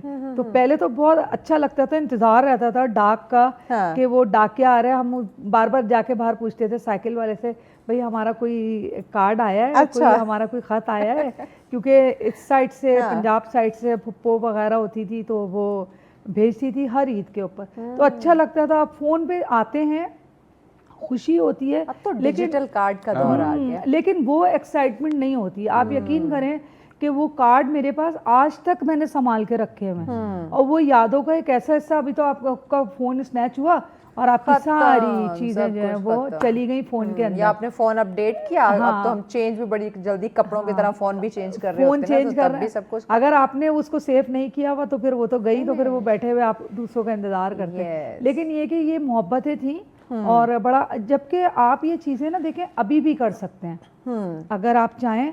वही कार्ड मार्केट में मिलते हैं, वही आप खत भेज सकते हैं, लेकिन अब डिजिटल दौर है, फास्ट तो इतना हो गया है। कहते हैं अब कौन जाए पहले कार्ड खरीदे, उसके ऊपर और वो एक हफ्ते बाद पहुंचेगा। रिजवान साहब, डिस्कशन को आगे बढ़ाते हैं, हमें एक ब्रेक लेनी है। नाज़रीन, गुफ्तगू का सिलसिला जारी है, मेहमानों से बड़ी मज़े मज़े की बातें हो रही हैं, तो ये ईद की खुशियों को, इसके रंग को दुबाला करेंगे और अच्छी अच्छी बातें के सिलसिले को आगे बढ़ाएंगे, लेकिन एक ब्रेक के बाद साथ रहिए। वेलकम बैक नाज़रीन, आप देख रहे हैं सच सवेरा ईद ट्रांसमिशन। आज ईद का तीसरा रोज़, आई होप आप इस दिन को एंजॉय कर रहे होंगे। हमारी ट्रांसमिशन चल रही है, मेहमानों से बड़ी मज़े मज़े की बातें हो रही हैं, तो मज़ीद ज़रा इनकी रूटीन के बारे में जानते हैं जी। हफ्ते बाद पहुंचेगा, एक हफ्ते बाद या खुद अब निकल जाएगी। दूर दूर है तो कहते हैं हमें कार्ड देने के लिए हम कैसे जाएंगे, फिर महंगाई इतनी ज़्यादा। अब तो शादियों के कार्ड भी व्हाट्सएप पे भेजने के बाद ये कहते हैं कि ये हमने कार्ड भेज दिया, अगर कहो तो आ जाए, तो वो खुद ही बेचारा कह देता नहीं सही है, हाँ हमारे लायक कोई काम हो तो बताना। यस, क्यों पता चल जाता है ना, पहले उसने भेज दिया, अब तो ऊपर ऊपर से बात कर। रिजवान साहब, आप बताएं, ये जो अभी मेन से पूछ रहे थे कि पहला मैसेज या आपकी कॉल किसको आती है या आपकी कॉल किसको जाती है? देखिए, चूँकि मैं तो एक पब्लिक आदमी हूँ, तो हज़ारों की तादाद में ऐसे लोग हैं जिनको मैसेजेस पहली ऑब्वियसली मेरी सिस्टर हैं, बाहर होती हैं सऊदीया में, तो वो हमेशा पहल कर देती हैं, मुझे याद रखती हैं, कॉल करती हैं, ईद मुबारक कहती हैं। और पहली कॉल तो बाकी सारे रिलेटिव्स मेरे साथ ही होते हैं, तो वो पहली कॉल जो है मुझे उधर से आती है। को जाती जी जी। वो ईद कार्ड का जो हम जिक्र कर रहे थे, हाँ जी, ईद कार्ड वो बहुत अच्छी। देखें, असल में वो कहते हैं ना, ये जो आलात होते हैं ना, एहसास से मुरव्वत को कुचल देते हैं आलात। ये जो आलात हैं ये ब्लेसिंग भी है, लेकिन इसने वो अपनाइयत या वो चीज़ जो है ना वो छीन लिया, जैसे बता रही हैं मैम ना। लेकिन इट्स गुड, मतलब अच्छा है कि आप बाखबर रहते हैं। आप तो स्टेटस लोग अपडेट करते हैं और सबसे ज़्यादा लोग स्टेटस से ही एक दूसरे का ईद अंदाज़ा लगा रहे मुबारक होते टू हैं। एवरीवन, लगा हाँ, दिया, बात हाँ जी, खत्म। हाँ जी, हाँ जी। लेकिन अब छुपाते भी हैं और लगाते भी हैं। लेकिन हाँ, लेकिन इसमें मैं ये कहता हूँ कि थोड़ा सा अगर हम थोड़ी सी तरमीम कर लें ना, तो जी। इसके अंदर मज़ीद अपनाइयत आ सकती है। बस जस्ट आपने एक ईद मुबारक की पोस्ट जो है ना, आपको लेट्स सपोज मैम ने आपको फॉरवर्ड की, तो फॉरवर्ड की तो उसके अंदर वो अपनाइयत नहीं आएगी। लेकिन अगर उसके साथ एक छोटा सा वॉइस नोट ये भेज देना कि मैं विश मेरी तरफ से आपको ईद मुबारक आपकी फैमिली तो को, वो एक तो वो उसकी स्पेशल हाँ एक आप feel अपनाइयत आ करेंगे। जाएगी, वो बिल्कुल फील आ ऐसे ही जाएगी। है। ठीक है। वैसे इस आज के इस शो पे ना एक तबसरा करूं, मुझे लगता है कि ईद उल अज़हा पे ना अथॉरिटी जो है वो दो लोगों के पास होती है। किसके पास? एक तो कसाई के पास होती है Okay. और दूसरा शेफ के पास होती है। और वो शेफ आपके जो है ना वो घर में जो खातून है वो हो सकती है। हाँ जी। अच्छा, ये जो अपनाइयत की आपने बात करी, ये वाकई है कि अगर हम स्पेशल साथ किसी को मैसेज ड्रॉप कर दें Voice तो note ऐसा कर होता है। लेकिन ये जो फॉरवर्ड का आपने जिक्र किया, आप इससे आप दोनों गेस्ट एग्री करेंगे, मोस्टली हम किसी का मैसेज आता है ना तो वही कॉपी पेस्ट करके ना, यानी इसको फॉरवर्ड करते हैं। हम बाज़ दफ़ा देखते हैं लोगों ने नाम भी एडिट नहीं किए हुए होते, जिस किसी की तरफ से आया हुआ होता है वही नाम नीचे मेंशन होता है। यानी इतनी जल्दबाजी में हम चीज़ें कर रहे होते हैं कि अच्छा इधर से मैसेज इसको कॉपी किया किसी और को जैसे भेज दिया। एक किसी ने आर्टिकल लिखा और आर्टिकल लिख के अखबार में भेज दिया, ये सब बहुत वायरल हुई थी ये चीज़, तो वो अखबार में लग भी गया। अब अखबार में लगा तो नीचे उसमें लिखा हुआ था, आर्टिकल के नीचे लिखा था, अगर और किसी हेल्प की ज़रूरत हो तो मैं कर दूं, वो चैट वो ऐसी का ऐसी उन्होंने ये भी नहीं देखा कि वो मजीद आगे से क्या अच्छा, लिख- भेजने वाले ने भी नहीं देखा, लगाने वाले ने भी नहीं जिसने देखा, शाया किया उसने भी नहीं लेकिन देखा। जो पढ़ने वाला है, जो अखबार पढ़ रहा है, उसने कहा "अबे भाई ये क्या Oh चीज my है"। God। तो आप यकीन करें वो इतना इतनी शर्मिंदा जल्दबाजी में। अच्छा, दोनों की कंप्लेन हुई, राइटर की भी हुई और जिन्होंने शाया किया उनकी भी हुई। तो ऑब्वियसली होनी भी चाहिए। तो लोग आप ये तो आम मैसेज की बात कर रहे हैं, लोग इतने बड़े बड़े ब्लेंडर कर ओए देते हैं होए कि अब चैट जीपीटी से लिखवा रहे हैं और लिखवा के वो आगे कॉपी पेस्ट कर रहे हैं। लेकिन कहते हैं ना, नकल के लिए भी अकल की जरूरत होती है। तो वो लेकिन मैं आपको एक बात और शेयर करूं कि हर ईद पे मेरी फैमिली में मुझे जो सबसे पहले कार्ड मिलता है फिजिकल, वो मेरी बेटी देती है बना के। ओह सो अच्छा, वो इस तरह से बनाती है कि अगर जैसे अभी ईद है, बकरा ईद है, तो वो कोई शीप वगैरह कोई इस तरह की कोई चीज़ बना के मुझे देती है। और रमज़ान का है तो अभी रमज़ान में उसने मुझे ईद कार्ड दिया, तो मैं क्योंकि ट्रांसलेशन में बिजी थी रमज़ान की, तो मुझे बड़ी खुशी हुई और मुझे पता भी नहीं चला। और जब मैं आई तो उसने मुझे ईद कार्ड दिया। वो ईद कार्ड था, एक ब्रांड थी मसाले की, उस ब्रांड के अंदर जो है वो मेरी पिक्चर्स लगी हुई थी और उस ब्रांड के नाम के बजाय मेरा नाम लिखा हुआ था कि सबीन। और रेसिपी जो थी वो भी मेरी उसने बनाई थी। तो वो और पिक्चर्स थी उसके अंदर, तो बड़ा अच्छा लगा।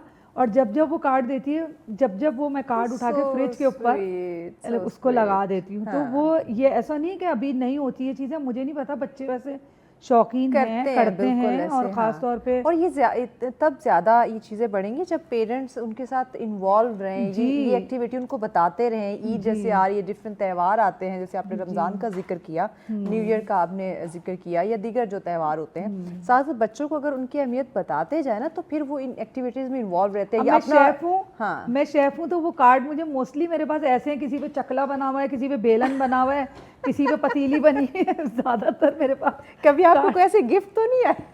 कार्ड सब तो ठीक है, लेकिन किसी ने गिफ्ट दिए उसमें ये चीज़ें। अब मुझे काफ़ी जगहों से आते हैं, लेकिन ये कि बेटी का अब जो मैं ड्रेस पहनी हुई है उन्होंने मुझे दिया था मदर डे पे कि ये मेरी तरफ से आपको गिफ्ट है। तो मैंने कहा अच्छा थैंक यू। मैंने कहा ईद पे पहनेंगे, अब ईद पे पहनेंगे, ईद पे मज़ा आएगा पहनने में। तो बच्चों को देखे खुद भी ये मोहब्बत है माँ बाप से मुंतकिल होती हैं।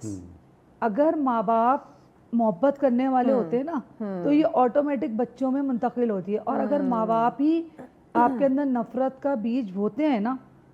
अच्छा, आपने देखा होगा कि जैसे बहुत से नहीं कि तल्ख कलामियाँ रिश्तों में चल जाती हैं, फैमिलीज़ के अंदर, ख़ानदान के अंदर चलती रहती हैं, तो पेरेंट्स क्या करते हैं, बच्चों को कहते हैं वो फलां ताया चाचा या फूफी जो है ना, उनकी तरफ नहीं जाना, हम उनसे नाराज़ हैं, यूज़ करते हैं। अब बच्चों के माइंड में वो चीज़ आने लग जाती है कि अच्छा हमने उनकी तरफ नहीं जाना, हम उनसे नाराज़ हैं। जबकि ठीक है, आपकी नाराज़गी है, बड़ों में चल रही है तो चलने दे, बच्चों को तो उनकी तरफ जाने दे, बच्चों में तो वो नफरत ना पैदा करें। बच्चे जो होते हैं ना, सबसे पहले बिहेवियर नोट करते हैं, चाहे वो आपकी रिश्ते में कोई भी आपका हो, चाहे वो आपके फादर हो, मदर हो, आपकी फुप्पो हो, खाला हो, कोई भी हो, वो बिहेवियर चेक करते हैं अपने पेरेंट्स के साथ यस कि आपके पेरेंट्स के साथ और आपके पेरेंट्स की क्या सेक्रीफाइस हैं। वो ये देखते हैं कि अगर हमारे बाबा ने या हमारी मदर ने इतने सेक्रीफाइस किए हैं और उनको जाके अब ये रिजल्ट मिल रहा है, तो ऑटोमेटिक बच्चों को आप कितना भी कन्विंस कर रहे होते हैं ना, तो बच्चों के दिलों में दूरियां खुद ही पैदा हो वो जाती चीज़ है। ये बड़ी इंपॉर्टेंट आपने बात की रिजवान साहब। जैसे पेरेंट्स का ऑब्वियसली ये हक बनता है, जैसे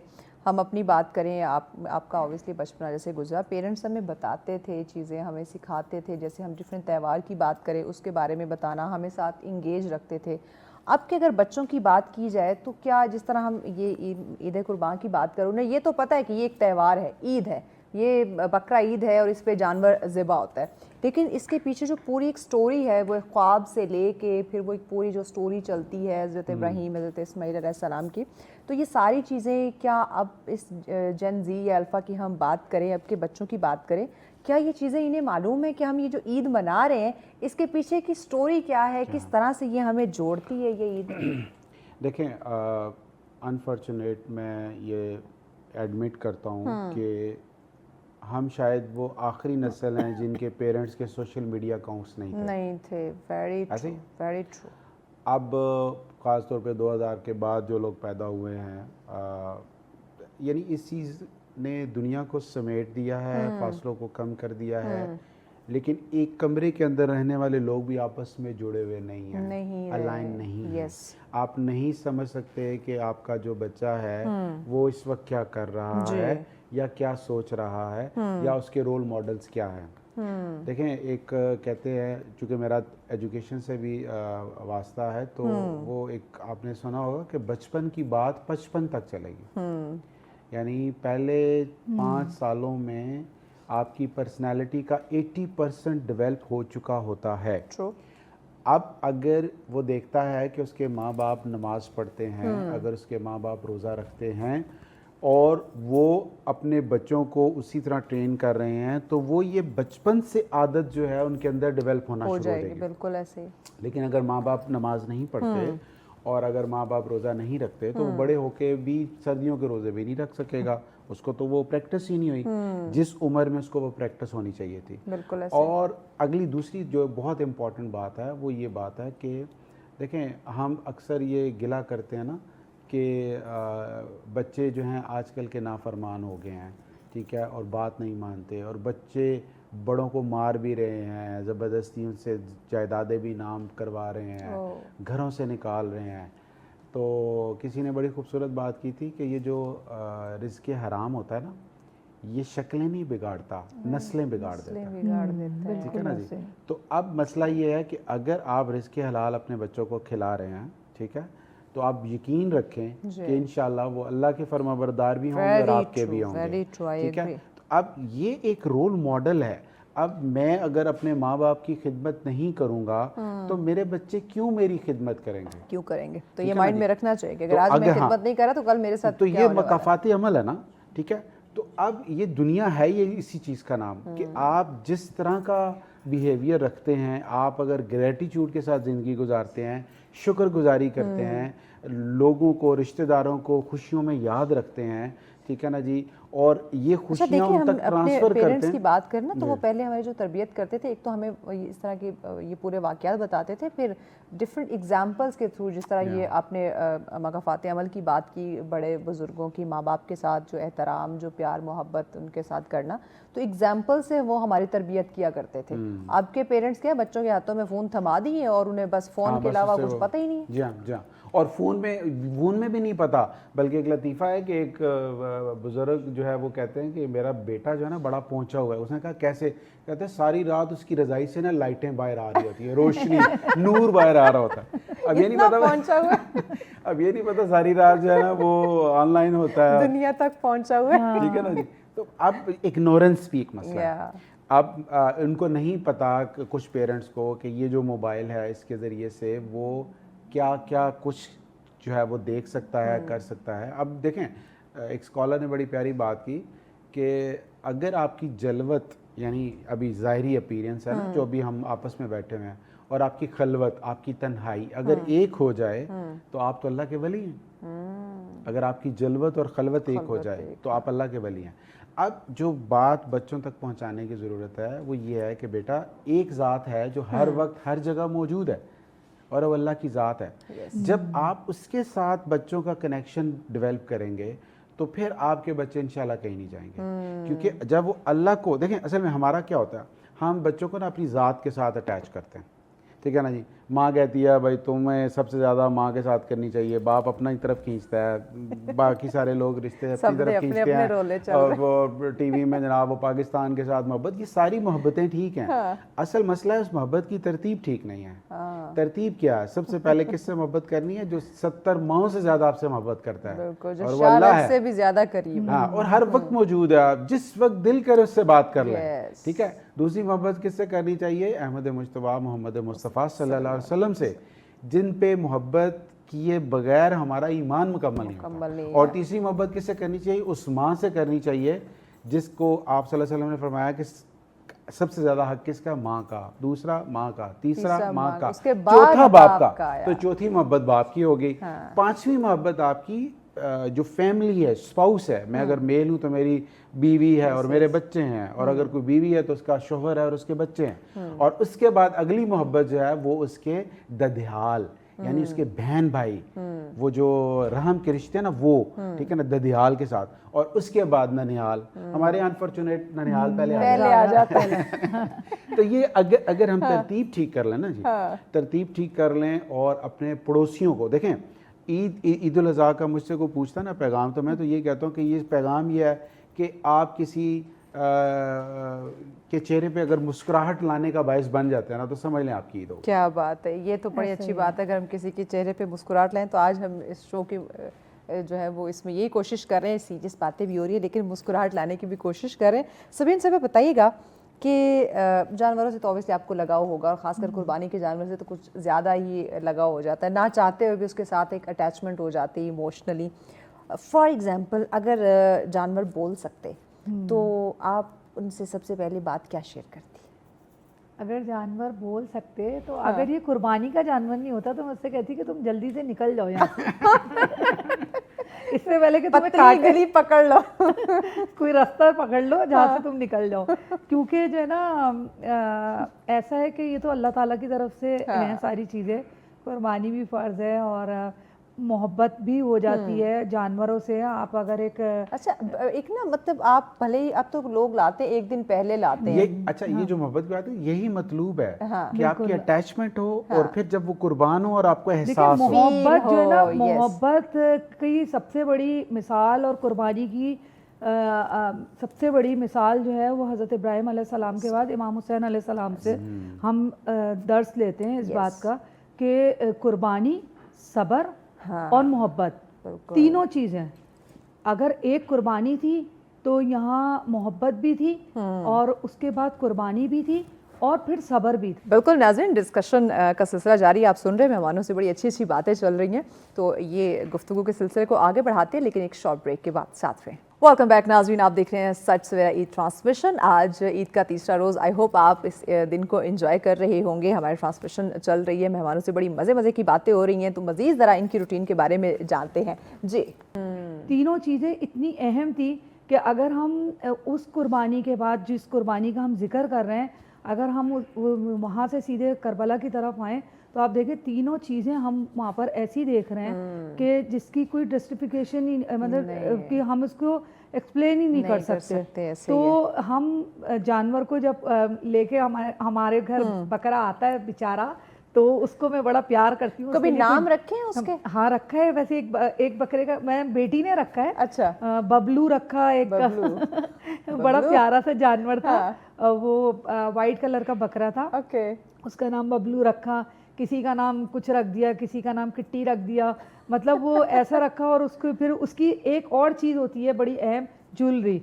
ओह यस जी, उसकी जो ज्वेलरी, बच्चों को तो बड़ा शौक होता है कि भाई इसकी ज्वेलरी लेनी है, उसकी ज्वेलरी। अच्छा, उसके अलावा उसको शौक है कि ना वो जिसमें गाय चारा खाती है ना, छोटा सा उसका केबिन टाइप का बना हुआ होता है उसका, वो ना, मैंने कहा बेटा वो गाय के लिए होता है, तो क्या बकरा खाना नहीं खाता? मैंने कहा खाता तो है, तो उसके लिए थोड़ा छोटा ले ले। अच्छा भाई छोटा ले लेते हैं। लेकिन मुझे एक चीज़ बहुत ज़्यादा वो होती है कि हर साल बकरा ईद पे जो बारिश होती है ना, उससे जो है ना जानवरों को बहुत नुकसान पहुंचता है। क्योंकि देखिए हर एक के भैया, पास वो शेल्टर नहीं होता ना कि जानवर को और लोगों उसके में नीचे खड़ा कर ना ले। लोगों में कंपटीशन और ये चीज़ें भी। अब मैं बताऊं आपको कि अभी चांद रात वाले दिन जानवर बंधे हुए, तो किसी के घर के सामने बंधा हुआ था, बारिश हो रही है तो, या कोई लग रहा है आपको वेदर इस तरह का है, तो वो पड़ोसी के घर के बाहर बांध दिया, तो उन्होंने फ़ौरन ही आके दरवाज़ा बजा देना है कि भाई वो आप यहाँ से हटा लें। और जबकि उनके घर, एहसास की बात है ना। जबकि उनके अपने घर में खुद जानवर नहीं आया हुआ, लेकिन उन्होंने उसको बेचारे को हटाना है। तो मैंने कहा भाई ये मोहल्लेदारों से, रिश्तेदारों से तो लड़ाई झगड़े सुने थे, ये जानवरों से भी अब कंपटीशन शुरू हो गया। ये तो बड़ी अजीब सी बात है। जैसे अभी इस हमने बकरा ईद देखा, मैं पढ़ रही थी कि कराची में एक जगह पे स्नैचिंग हुई और वहाँ पे आपस में मुकाबला हुआ फायरिंग का।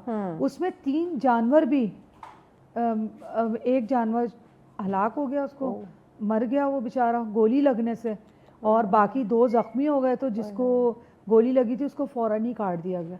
तो देखिए आप इतनी एक तरीके से मॉल में इतना ज़्यादा इस तरह का सिलसिला हो गया है, एक कंजस्टेड हो गया है कि लोग जानवरों को भी नहीं छोड़ रहे। ये नहीं सोच रहे कि भाई अगर हम फ़ोन छीनना है तो भाई छीन के चले जाओ। वो बेचारे जानवरों पे भी गोलियां चला के चले गए, जिसकी वजह से उनको बेजुबान वो कुछ बोल नहीं सकते। एहसास की बात है ना, हमें वो एहसास खत्म हो उनको गया काटना पड़ गया। अब वो जाहिर से जब आप इससे पहले जानवर काटेंगे जिसको आप लाते हैं इतनी मोहब्बत से, अगर बीमार हो जाता है, फिर आपको पता है डॉक्टर्स भी लेके आते हैं। हमारे भी बच्चों में ही होता है, फैमिली में, या ये चीज़ होता है। इस कुर्बानी पे, इस ईद पे ये हमारे साथ हुआ है कि हम तकरीबन 2 हफ्ते पहले जानवर जो है वो ले आए थे। ये बकरा था, तो वो ऑब्वियसली उनकी केयर थोड़ी डिफरेंट होती है। अब जो रेगुलर रखते हैं उन्हें तो मालूम होता है। तो ये बड़े नाजुक जानवर होता है जो बकरा खासकर होता है, और बड़ी जल्दी ये बीमार घर के पले में ज़्यादा होते हैं ना। एग्जैक्टली। तो वो किसी वजह से वो बीमार हो गया, तो ऑब्वियसली उसको ज़िबा करना पड़ा। फिर कसाई आया तो वो ले गया। तो ये चीज़ वो फील हुई। और अम्मा जो है जब तक दूसरा बकरा नहीं आया तब तक वो परेशान रही, और मुझे फ़ोन करके रोने लग गई। और बच्चे जो हैं वो रोने लग गए और कहें कि हमारा बकरा जो है ना वो कहाँ गया और नया बकरा कब आएगा। तो वो लिटरली एक अटैचमेंट, और वो अगर कुर्बानी से पहले एक जानवर लाए हैं अब वो बीमार हो जाता है, काटना पड़ जाए। यस, वो बड़ी अच्छा, फिर ये होता है कि ना वो खाया भी नहीं जाता। यस, मतलब अगर आप समझे कि उसने आपने कुर्बानी कर दी तो उसको आपने खा लेना है, तो वो आप खा भी नहीं सकते, क्योंकि आपको पता है कि आपने उसको एक कुर्बानी से पहले ही वो कुर्बानी से पहले खा लिया। और लेकिन ये एक चीज़ भी बड़ी अहम है कि अगर आप कुर्बानी कर रहे हैं किसी भी उसकी इमरजेंसी में, तो देखिए कोई बीमार हो गया है, कोई इन्फेक्शन हो गया, तो उसको गोश्त को खाने से पहले बहुत अच्छे तरीके से उसको चेक करवाना चाहिए। मैं ये समझती हूँ कि अगर इस तरह के जानवर बीमार होके मतलब एक्सपायर हो जाते हैं, ख़त्म हो जाते हैं, आप काट दे दें, तो कोशिश करें कि फिर आप उसको जो ना उसको डंप कर दें, उसको यूज़ में ना लें। क्योंकि देखिए वो बीमार हो रहा है, उसके गोश्त में पता नहीं क्या इन्फेक्शन है, क्या है। लोग कहते हैं नहीं यतीम खाने, भाई क्यों यतीम खाने में देते, क्या वहाँ लोग नहीं है? जैसे हम लोग हैं वैसे ही यतीम खाने में लोग ऑब्वियसली। तो कोशिश करें कि भाई इस तरह का जानवर आप जानवरों को ही बाहर खिला दें तो और ज़्यादा सवाब है। वरना ये कि मैं नहीं समझती कि उस गोश्त को अच्छा एक इस्तेमाल करना। जैसे लोग महीनों पहले जो है वो ऑब्वियसली जानवर ले आते थे, उसकी टेक केयर करना, उसके साथ एक ज़्यादा लगाव हो जाता था। लेकिन अब देखें तो लोग बिल्कुल ईद से एक दिन पहले या एक शाम एक रात पहले जो है वो जानवर लेकर आते हैं। ना उनकी वो खिदमत उस तरह से हो पाती है, ना उनके साथ वो इतनी अटैचमेंट हो पाती है। जबकि कहा तो ये गया ना, जो आपकी अजीज तरीन चीज़ है आप उसको कुर्बान करें। तो जब आपने उस जानवर के साथ वक्त ही नहीं गुजारा, उसके साथ वो एक माइंड में रखते हुए कि ये कुर्बानी का जानवर है और उसके साथ वो लगाओ, वो प्यार वही नहीं किया, तो वो फील कैसे आएगी? वो तो बस ये होगा रवायती क्या त्यौहार है, जानवर ज़िबा करना है। देखिए इसमें 2 चीज़ें हैं। एक तो ये कि लोगों के इस वक्त जो घर है ना, पोर्शन जो बन गए हैं, और जो फ्लैट अपार्टमेंट्स में लोग उनके मसाइल हैं, रखने के मसले हैं। दूसरा एक मसला जो है वो बड़ा अहम है, वो ये है फाइनेंशियल। लोगों की सैलरीज जो होती है बेचारों को चांद रात वाले दिन ही थमाते हैं, इंतज़ार करते रहते हैं कि अच्छा थैंक्स टू सच हमारा इदारा यकीन जाने ऐसा है, हमेशा हमें ईद से काफ़ी दिन पहले जो है वो सैलरी मिल जाती है। मुझे पता है बहुत अच्छी तरह। Yes, you know very well. तो इस हवाले से जो हमारा इदारा है और वो बाय हैंड दिया जाता है। ये भी एक बहुत अच्छा सिस्टम है कि आपने ऑनलाइन कर दिया और चेक दे दिया, ऐसा नहीं है। ये तो बहुत अच्छी बात है। और रिश्तेदारों को क्योंकि भले ही अगली सैलरी जो है वो 1.5 महीना लेट हो जाए, हाँ, लेकिन जो ईद त्योहार की, आ रहा है हाँ, वो ईद से पहले रमजान आपको, की हो yes, या ईद की हो, ईद की सैलरी वो आपको टाइम पहले पे मिल मिल जाती जाती है। है, yes। लेकिन कुछ जगहों पे ऐसे ही होता है कि आपको चांद रात से एक दिन पहले सैलरी मिलनी है, या आपको आपकी पॉकेट इजाजत नहीं दे रही, लेकिन Yes। बच्चों की फरमाइश है हाँ। कि जानवर लेके आना है, तो उसमें भी देर सवेर हो जाती है। और बाज लोग देखें चाहते भी नहीं है, बहुत से लोग हैं नहीं चाहते, वो उनको ये होता है कि हम लाएंगे तो उसको टाइम देना पड़ेगा, तो उसकी हमें इसको care खिलाना करना, खिलाना पड़ेगा, Yes। इसकी नहीं, हिफाजत obviously करनी, पूरी केयर होती है, अपने बिल्कुल एहतियात करनी होती है जी। उसके तो खाने यही तो पीने एक के, खुराक मोहब्बत का। है, हाँ। यही मोहब्बत है कि आपने उसको लाना है, Yes। ला के उसको आपने खिलाना है और फिर उसको कुर्बान करना है अल्लाह के एग्जैक्टली। नाम और में। ये अटैचमेंट नाज़रीन ऑब्वियसली बहुत ज़्यादा ज़रूरी है। रिजवान साहब बताएं, थोड़ा सा ज़रा फ़नी वे में फिर से आते हैं, सीरियस बातें भी होंगी लेकिन थोड़े से हंसी मजाक भी होने चाहिए। कोई फिल्मों में कोई इंटरेस्ट है, कोई ड्रामा फिल्मों में देखने में? अभी ड्रामा, ये जो टर्किश ड्रामे नहीं आता, हाँ। ये हिस्ट्री पे, वो देखे हैं बड़े शौक से। अर्तगल देखा एक कभी उनका। एक्टिंग करने का मौका मिलता तो करते हो आप? नहीं, एक्टिंग तो नहीं, लेकिन पब्लिक स्पीकिंग का बहुत मौका मिलता है, जाने का, वो तो बात आप करने ऑब्वियसली का। करते हैं, आपकी डोमेन ही ऐसी है, वो तो आप करते ही करते, लेकिन होता है ना दिल के किसी कोने में एक होती है ख्वाहिश पड़ी कि अगर एक्टिंग का मौका मिलता तो रिजवान साहब ज़रूर एक्टर बनते। तो ऐसा कभी कुछ सोचा? नहीं, एक्टिंग का तो नहीं सोचा, लेकिन मुझे राइटिंग का, ड्रामा राइटर ही बन जाओ। अगर आर्ट के हवाले से बात की जाए तो बेसिकली कंटेंट लिखना मेरी एक हॉबी है, यानी कंटेंट लिखना। फिर मतलब जिसे सीरियस किस्म की पर्सनालिटी है आप, सीरियस इश्यूज पे लिखना, बोलना, बताना, काम करना। नहीं, मैंने तो मेरा ख्याल आज की इस प्रोग्राम में भी एक दो जोक किए। मैं तो ये भी सोच रहा था कि जब तक ये बारबेक्यू ना खिलाएं हमारी ईद मुकम्मल नहीं होगी। नहीं होती ऑब्वियसली, बारबेक्यू तो मस्ट है, हाँ। ये तो मस्ट। आप मुझे बताएं, कोई फिल्में देखने का शौक है? बिल्कुल, और शौक भी है। और अगर एक्टिंग का मौका मिलता तो एक्टर एक्टिंग, मुझे एक्ट्रेस ऐड बनती? वगैरह के काफ़ी मौके मिले। असल में मसला सारा टाइम का, टाइम की वजह से कुछ जो है कहते ने मसला सारा रोटी दा, कुछ कहते ने मसला सारा एक्चुअली टाइम। टाइम जो है ना, वो आपकी कोई भी पैशन हो ना, हाँ। टाइम आपके लिए बहुत ज़रूरी होता है। मुझे ड्रामों में बड़ा ऑफर आई काम करने की, और ऐड वगैरह में भी। लेकिन टाइम की ना होने की वजह से नहीं किया? हाँ, मतलब शौक था, अगर टाइम होता तो कर लेती? बिल्कुल, अगर मुझे टाइम होता मेरे पास तो मैं ज़रूर करती। कोई आपका फेवरेट कोई एक्ट्रेस या एक्टर आपकी, पाकिस्तानी की बात की जाए, पाकिस्तानी या एक्टर, इंटरनेशनली अगर आप बताना चाहें? वैसे मुझे पाकिस्तान में अगर पूछें तो मुझे नदीम, अदाकार नदीम बहुत पसंद है। और अगर आप इंटरनेशनल पूछना चाह रही तो मुझे संजय दत्त बहुत पसंद है। कौन से?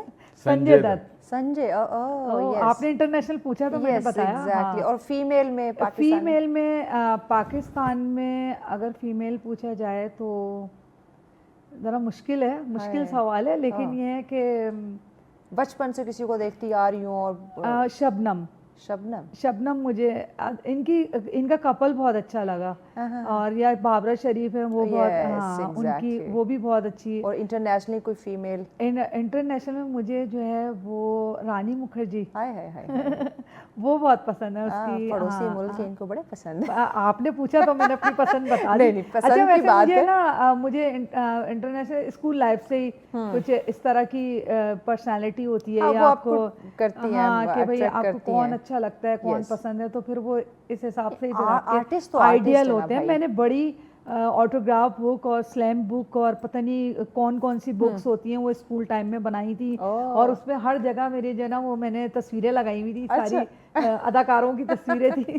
तो वो एक शौक भी होता है। और देखिए, पहले स्टूडेंट्स के पास बहुत होता था ये, अब तो वो टीचर्स को तो सोशल मीडिया से निकलते ही नहीं है, अपने स्क्रॉलिंग में लगे हुए हैं। टीचर्स के ऑटोग्राफ जो आप बिलीव करें, मेरी 8th क्लास के जो ऑटोग्राफ है ना, मुझे ये भी बाज़ दफ़ा याद नहीं आता ये कौन सी टीचर थी, लेकिन मैंने वो आज तक रखे, संभाल के रखे होता था। जब हमारा साल या वो हमारी वो स्टडी उस स्कूल से पूरी होने वाली होती थी, तो हम वो ऑटोग्राफ पार्टी होती थी, उसमें आप एक डायरी रखते थे, और टीचर्स किसी ने कोई शेर लिख देना, किसी ने ऑटोग्राफ उस पे कर देना। ऐसे ही है कि आपके टीचर्स के, हमारी टीचर्स जो थी आइडियल हुआ करती थी, कि हमें टीचर, मैथ की टीचर्स बहुत पसंद है, तो हमें फिजिक्स की टीचर्स बहुत अच्छी लगती हैं, उनके बाल बहुत अच्छे थे, छुप छुप के देखते थे टीचर्स को, ये बहुत अच्छी लग रही हैं, तो उनकी भी तारीफ करनी। तो ये एक माहौल भी था कि अब देखिए अब टीचर्स का भी माहौल वो नहीं है स्टूडेंट्स के साथ।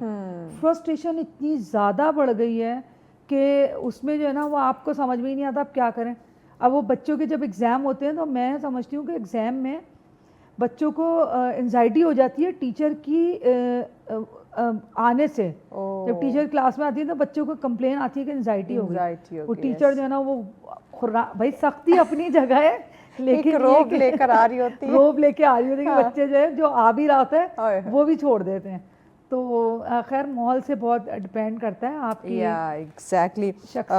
रिजवान साहब, ईद के इस पुरमसरत मौके पे ऑब्वियसली आप अल्लाह के बंदों की खिदमत में पेश हैं, तो नाज़रीन को कोई पैगाम देना चाहें? पैगाम यह है कि सिर्फ हम जानवर कुर्बान नहीं करें, अपनी अना की भी कुर्बानी दें। और जो सोसाइटी में रहने के एक नॉर्म्स होते हैं ना, अनफॉर्चुनेट हमारे यहाँ इस तरह का कल्चर बन गया है कि वफ़ा करोगे वफ़ा करेंगे, जफ़ा करोगे जफ़ा करेंगे, हम भी हैं तुम्हारे जैसे इंसान, जैसा करोगे वैसा करेंगे। तो ये जो तरीका है ना, ये इसके नतीजे में हम अपने सारे रिश्ते खो देंगे। ठीक है ना, कि जैसा करोगे वैसा भरोगे। हाँ, तो मकसद कहने का ये है कि हमारे यहाँ क्या होता है, ईंट का जवाब पत्थर से देंगे। उसने एक सुनाई, हम जब तक दो नहीं सुना देंगे हमें चैन नहीं आएगा, सुकून नहीं आएगा। हालांकि कुरान हमें क्या कहता है, इदफा बिल्लती ही आसन, कि बुराई को अच्छाई के साथ दफा करो। इतने अच्छे अखलाक से। देखिए हमारे नबी के ऊपर जो कूड़ा फेंकती थी ना औरत, ठीक है ना, जिस दिन नहीं फेंका उसकी लिए आदत चले गए। तो अपने इखलाक से लोगों के दिल जीते हैं, ठीक है।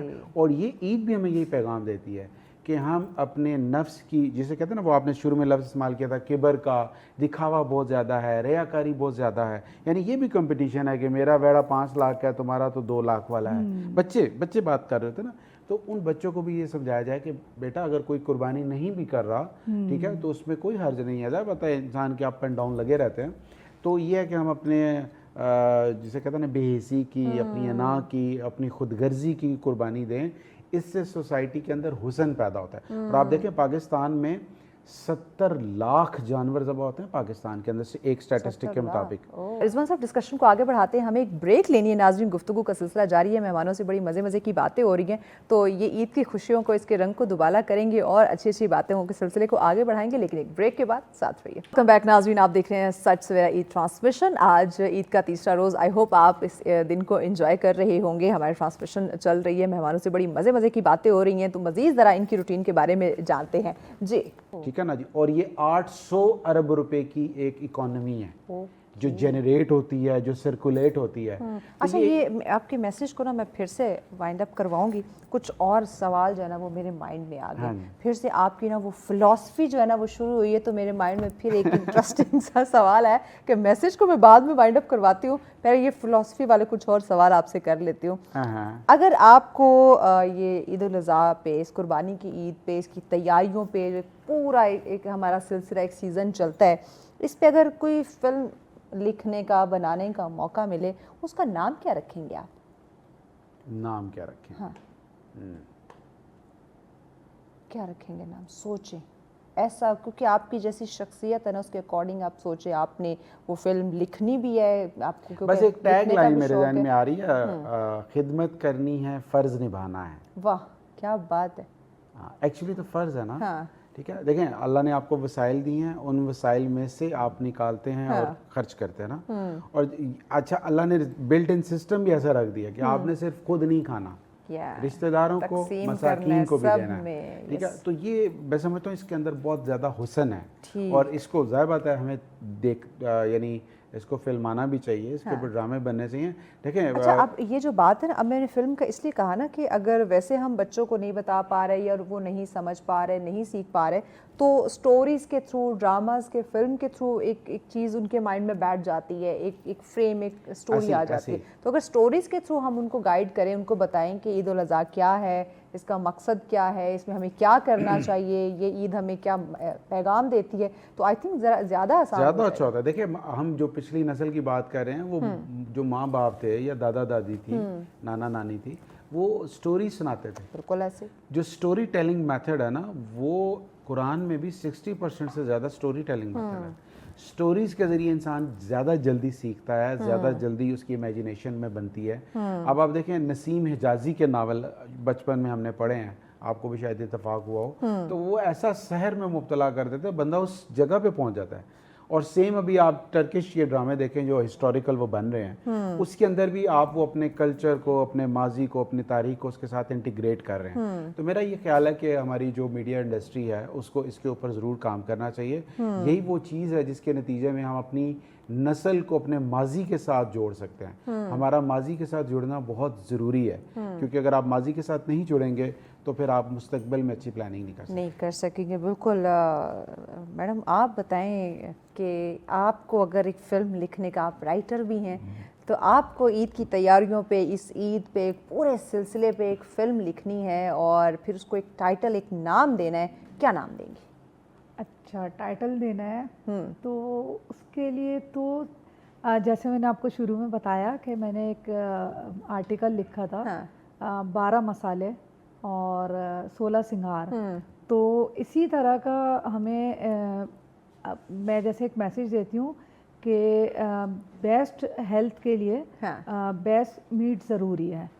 तो अगर हमें इसको फिल्म को नाम देना है तो अच्छा खाना और अच्छे शेफ है, खानों के साथ रिलेट करें। मैं क्या यही कर सकती हूँ, तो अच्छा खाना और अच्छे पकवान, तो ये फिल्म का नाम होना चाहिए। ठीक हो गया। तो वो ज़्यादा बेहतर रहेगा।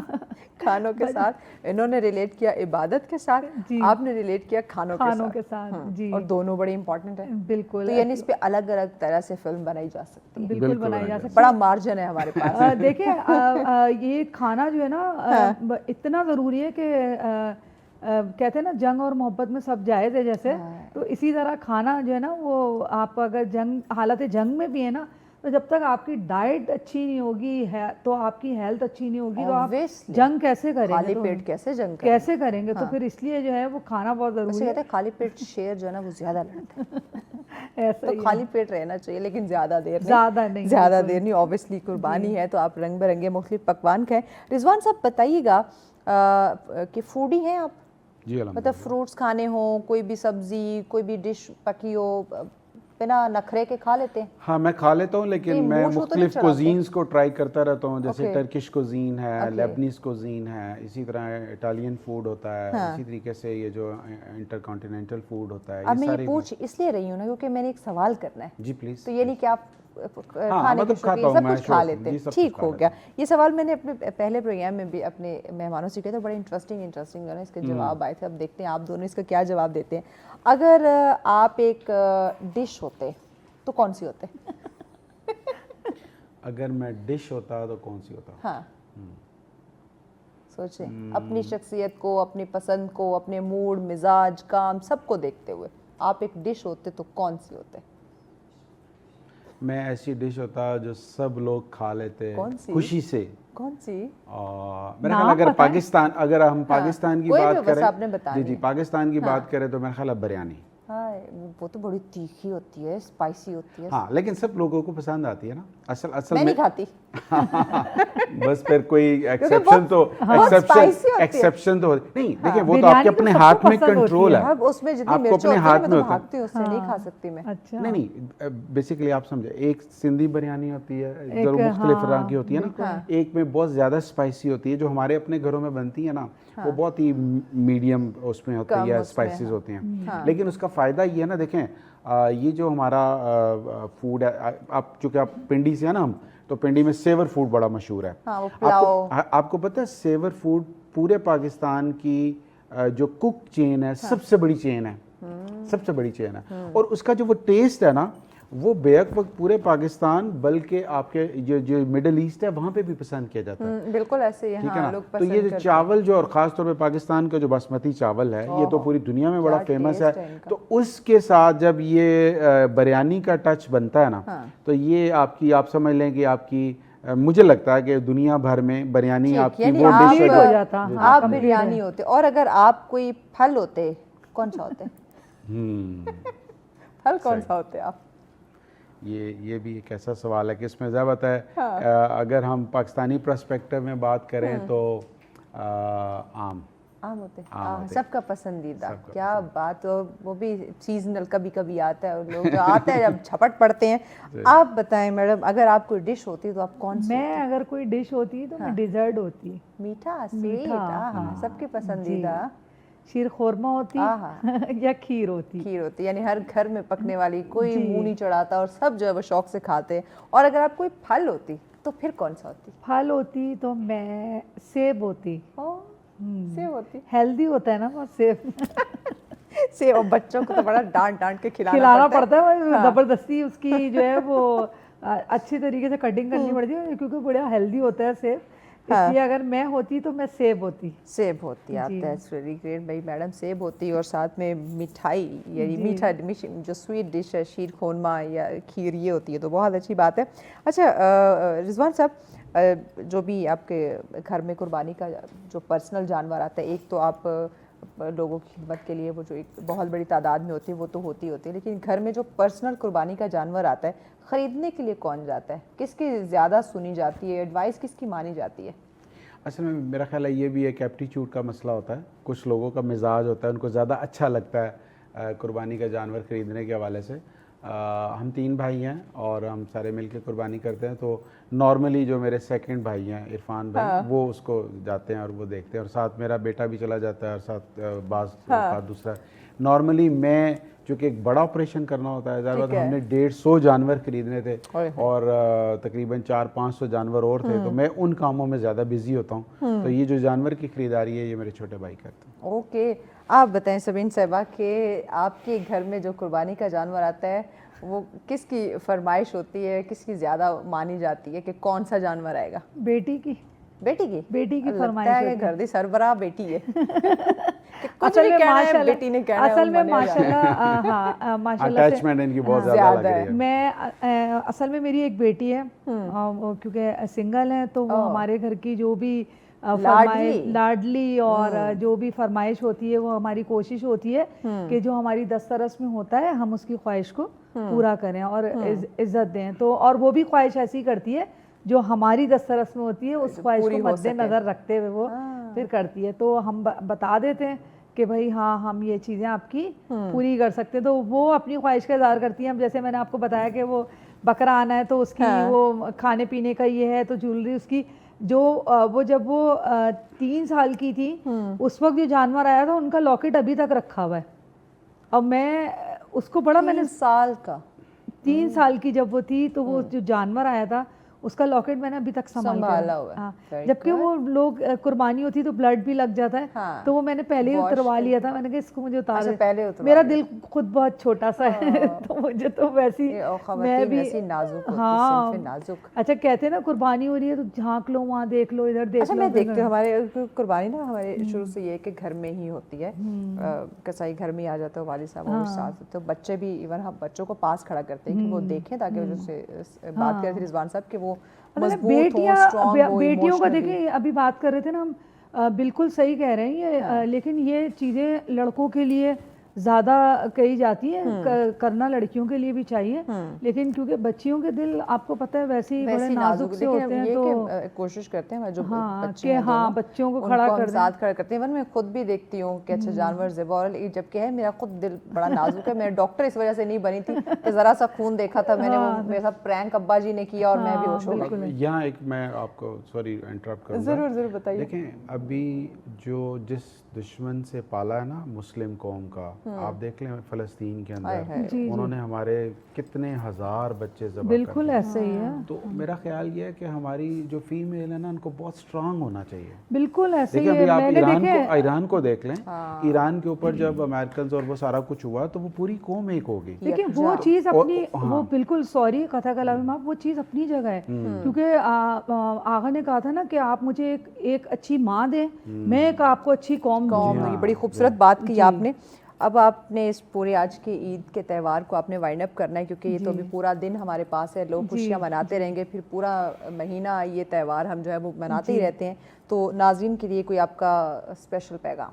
देखिए, मेरा तो मैसेज यही होगा कि आप जो है वो अपनी सेहत का ख्याल रखें और अच्छा खाना खाएं और कोशिश करें कि गोश्त के साथ जो है वो सब्ज़ी का भी इस्तेमाल करें।